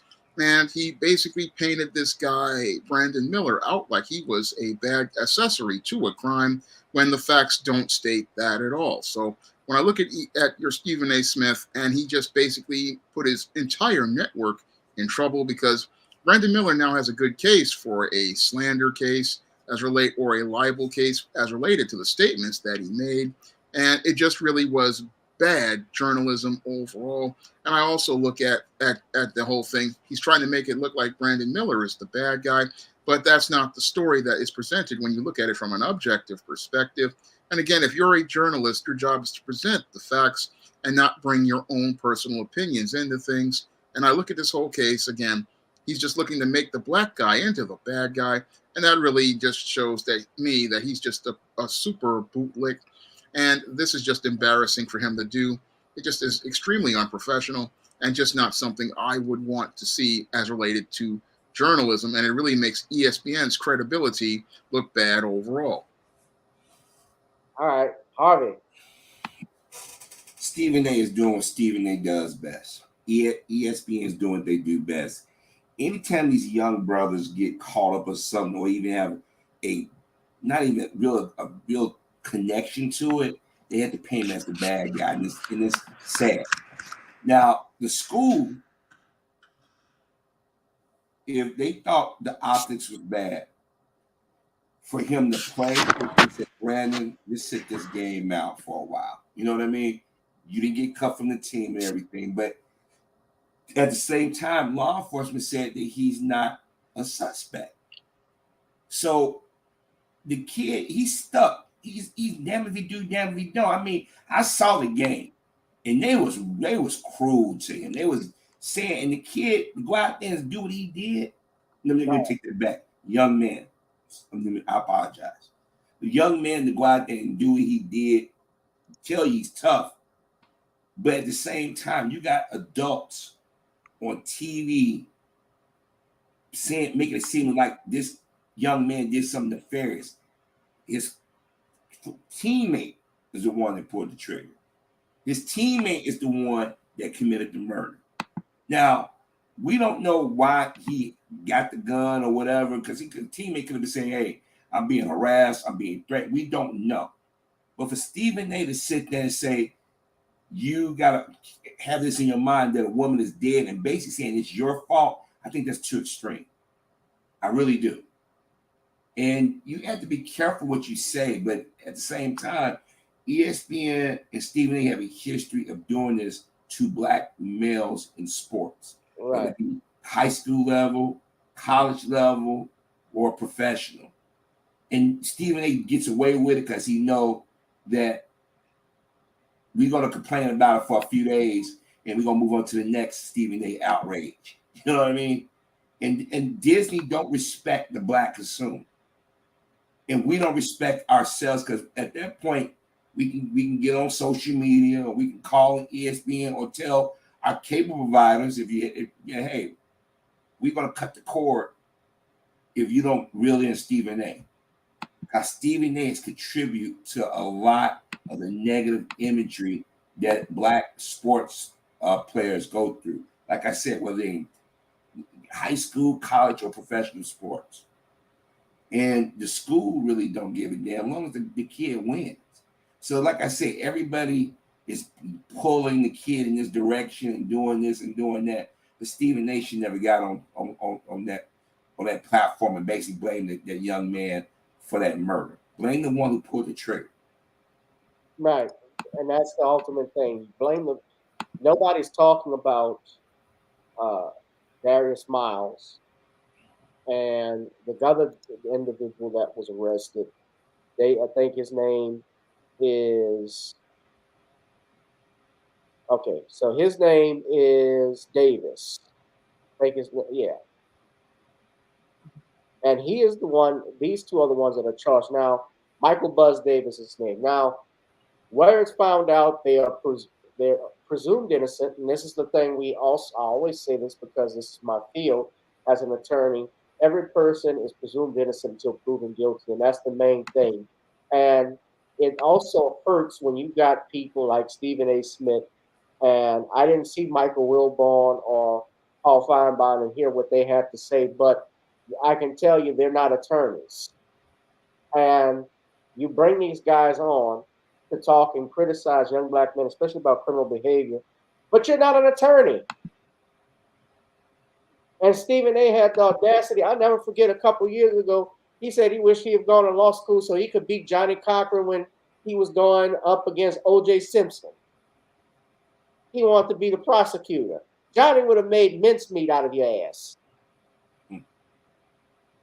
Hell, F. Lee Bailey would have tore him up.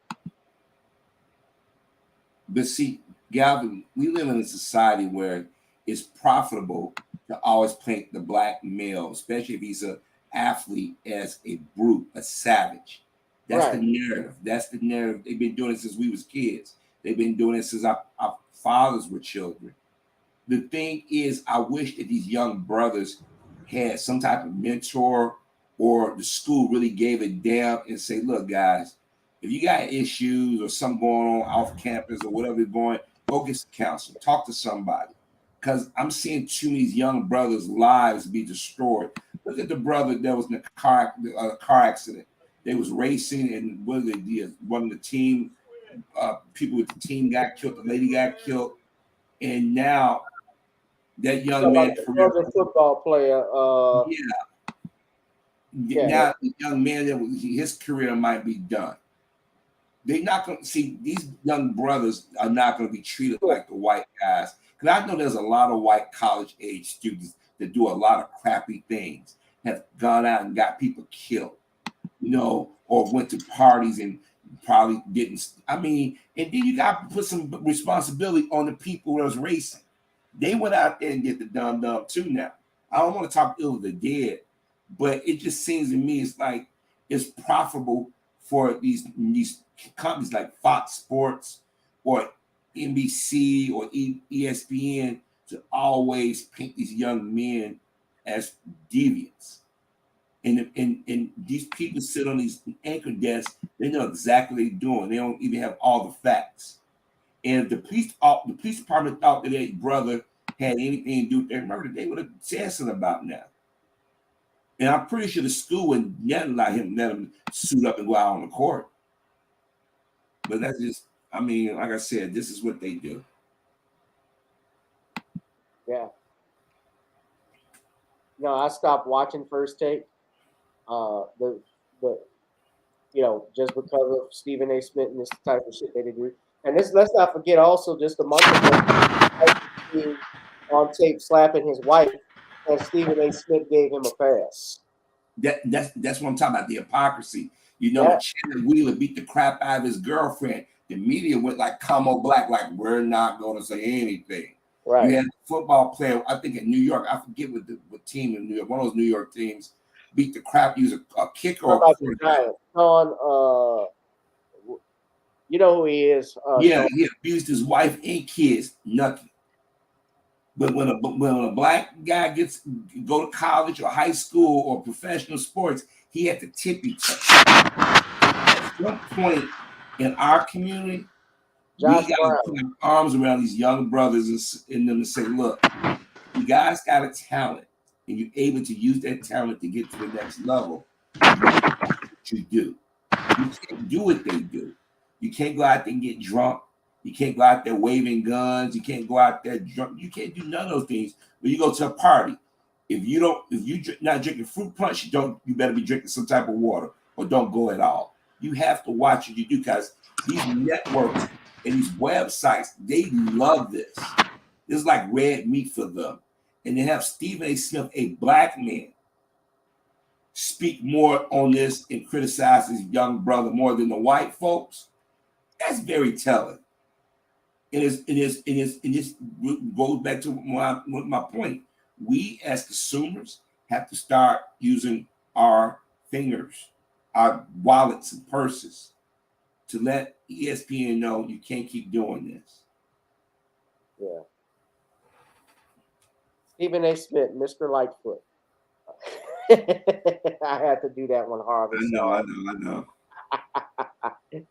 Stephen A. Smith with the African American Jason Voorhees hairline. I call him Mr. Snuffleupagus. That's just me. The Black RoboCop. I just think I just had a picture of RoboCop over my head. Okay, for me, that when he unmasked himself and all you saw was this. Yeah. That's what popped in my head. But you know what? Like I said, I just think that it's become a thing. Like you see Charles Barkley talk about other black professionals and them. It's like this is America's pastime. You get on TV, you criticize black people, especially black men. You question their mental. Oh boy, you question their mental fortitude. You paint them as the villain of the story. And then I'm gonna be honest with you, the people was chanting in that stadium.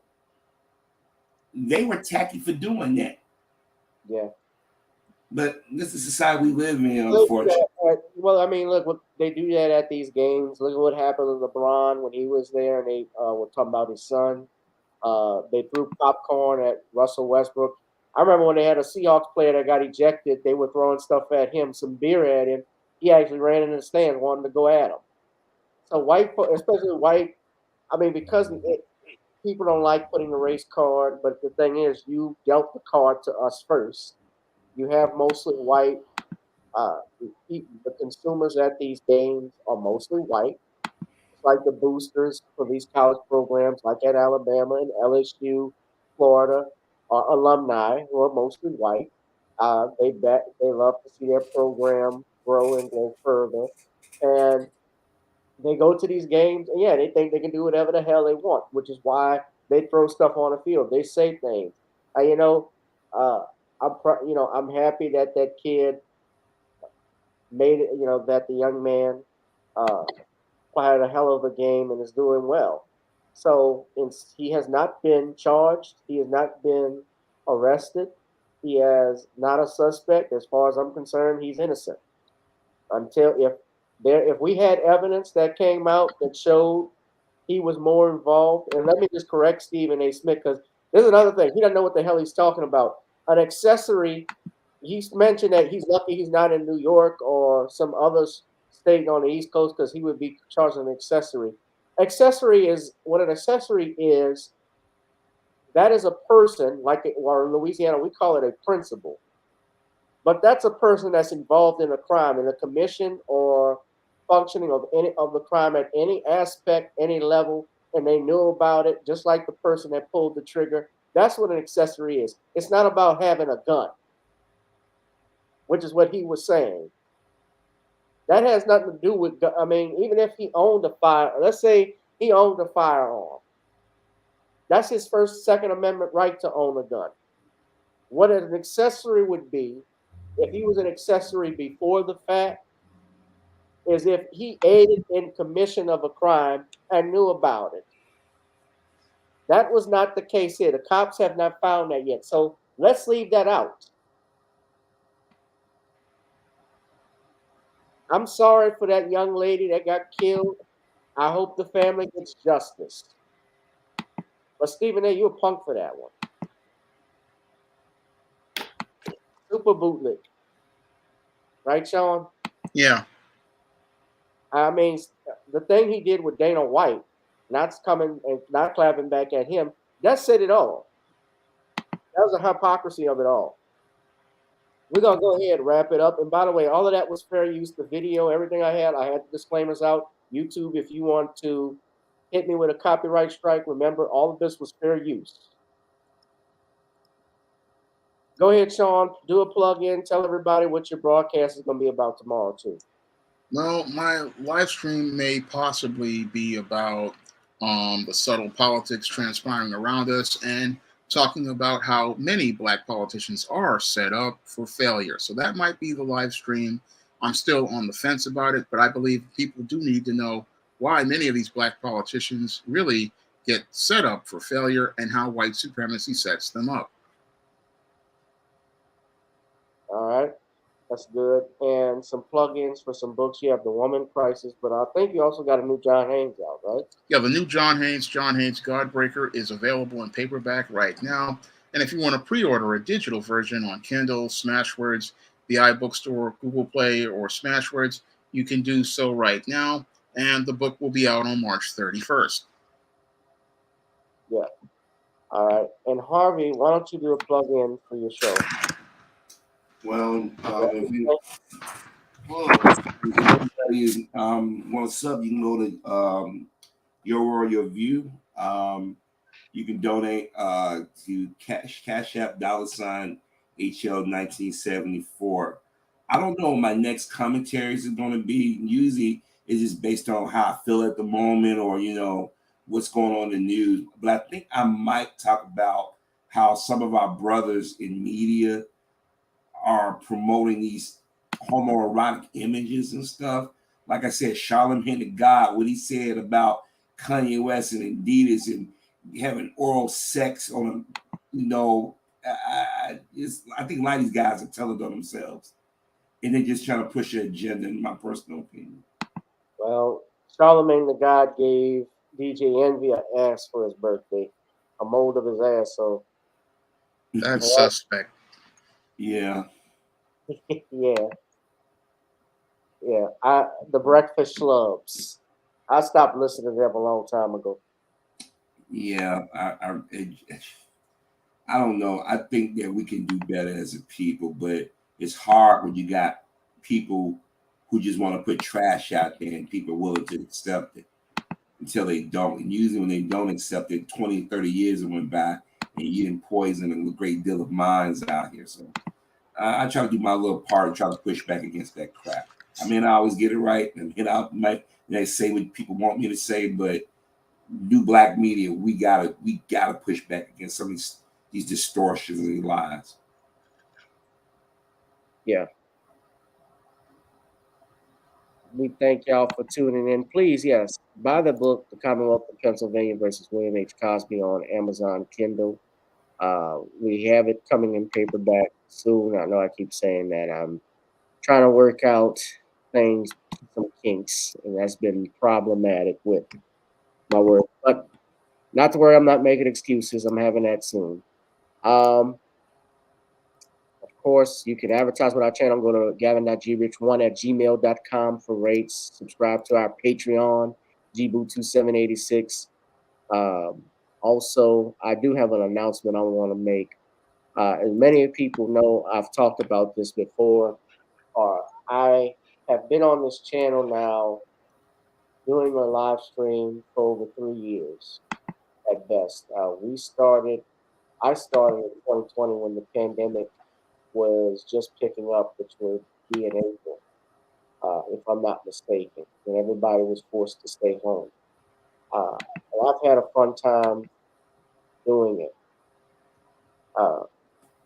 Having said all of that, as you know, YouTube has put on a lot of constraints and restrictions with my channel to the point where I'm not making any money from all the hard work that I've done, and they've done a hell of a job in censoring it. As a result of that work, I've decided that I'm going to be scaling back my show. I'm going to be coming on Thursday still, but you will likely not see me on a Tuesday or Sunday as often as you've seen. So it's just a lot of work that I've been doing, and then on top of that, trying to close out some other projects. So from now on, our live streams will be here on Thursdays, or unless there's some type of emergency, I'm going to try and take a break right now. But I thank you all for your continued support. People who have come on this channel, people that have supported me with the live stream.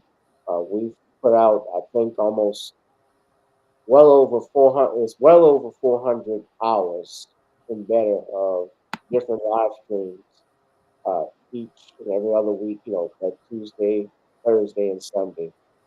So I thank you all for your continued support. And I am grateful for all of your well wishes, your donations, and what we're doing. We love the channel. I love you all. Thank you all. And much respect and love to the Black media, the new Black media that has shown me support. And shout out to all of my followers and subscribers who come here on the channel. I thank you all. So Computer Robots, you, especially you, Darius and Danielle, y'all are here all the time. And I know some other people who can't come in because of work issues. So like Black Voltron, Black Mama, I remember her. I remember some chick named Star, a bunch of people. It's too many to name. We'd be here forever if I named everybody. Cheryl Massey, you. If I don't name you all, it's my head, not my heart. So thank you all. But let's go on and get on out of here like we came. We got on up before we got on down, and now that we've gotten on down, it's time to get on up. Thank you, Shawn. Thank you, Harvey, for tuning in. Thank you for having me on. Thanks for having me on. You gentlemen have a great evening. You too. All right, y'all. Let's feel the groove and get on up. Later, Harvey. All right, guys. I'm going to play Get On Up. Good night.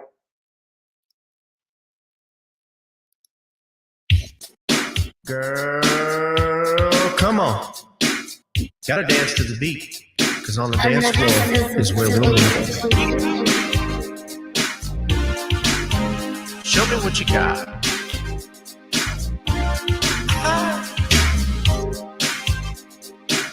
Gotta feel the groove. Feel the groove, get on the floor. Get on up. Right now the party's wasted. There's nothing much to do. But once the groove gets started, tell me, what do you have to lose? Just look into my eyes, girl, as we glide across the room. And what to my surprise now, the beat takes hold of you. Now if you're feeling like I'm feeling, so come on baby, let's start dealing. Time to get this party started. Ain't no time for the broken hearted. When the rhythm takes hold of you, there's only one thing left to do. Cause the beat is really moving. Time to get your body moving. Gotta get on up and move your body. Cause when the beat is really grooving, it's time to feel your body moving. Gotta get on up and shake something. Feel the groove, get on the floor. Get on up. Tell the DJ play the whispers. Rock steady in the mood. Put on earth, wind, and fire.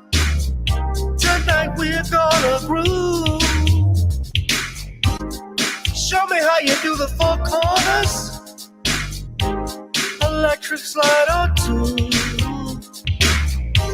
Hit the bus stop, or do the bunny hop, baby. It's really up to you. Now if you're feeling like I'm feeling, so come on baby, let's start dealing. Time to get this party started. Ain't no time for the broken hearted. When the rhythm takes hold of you, there's only one thing left to do. Cause the beat is really grooving. Time to get your body moving. Gotta get on up and move your body. Cause when the beat is really grooving, it's time to feel your body moving. Gotta get on up and shake something. Feel the groove, get on the floor. Get on the Now, 2020 hasn't been the best year of all times. We've been dealing with death, the pandemic, racism, bad policing, and all the bad rhymes. But like Uncle Snoop once said, if you breathe and you achieve. And so, if you're ready, I need you all to get on up. Are you ready?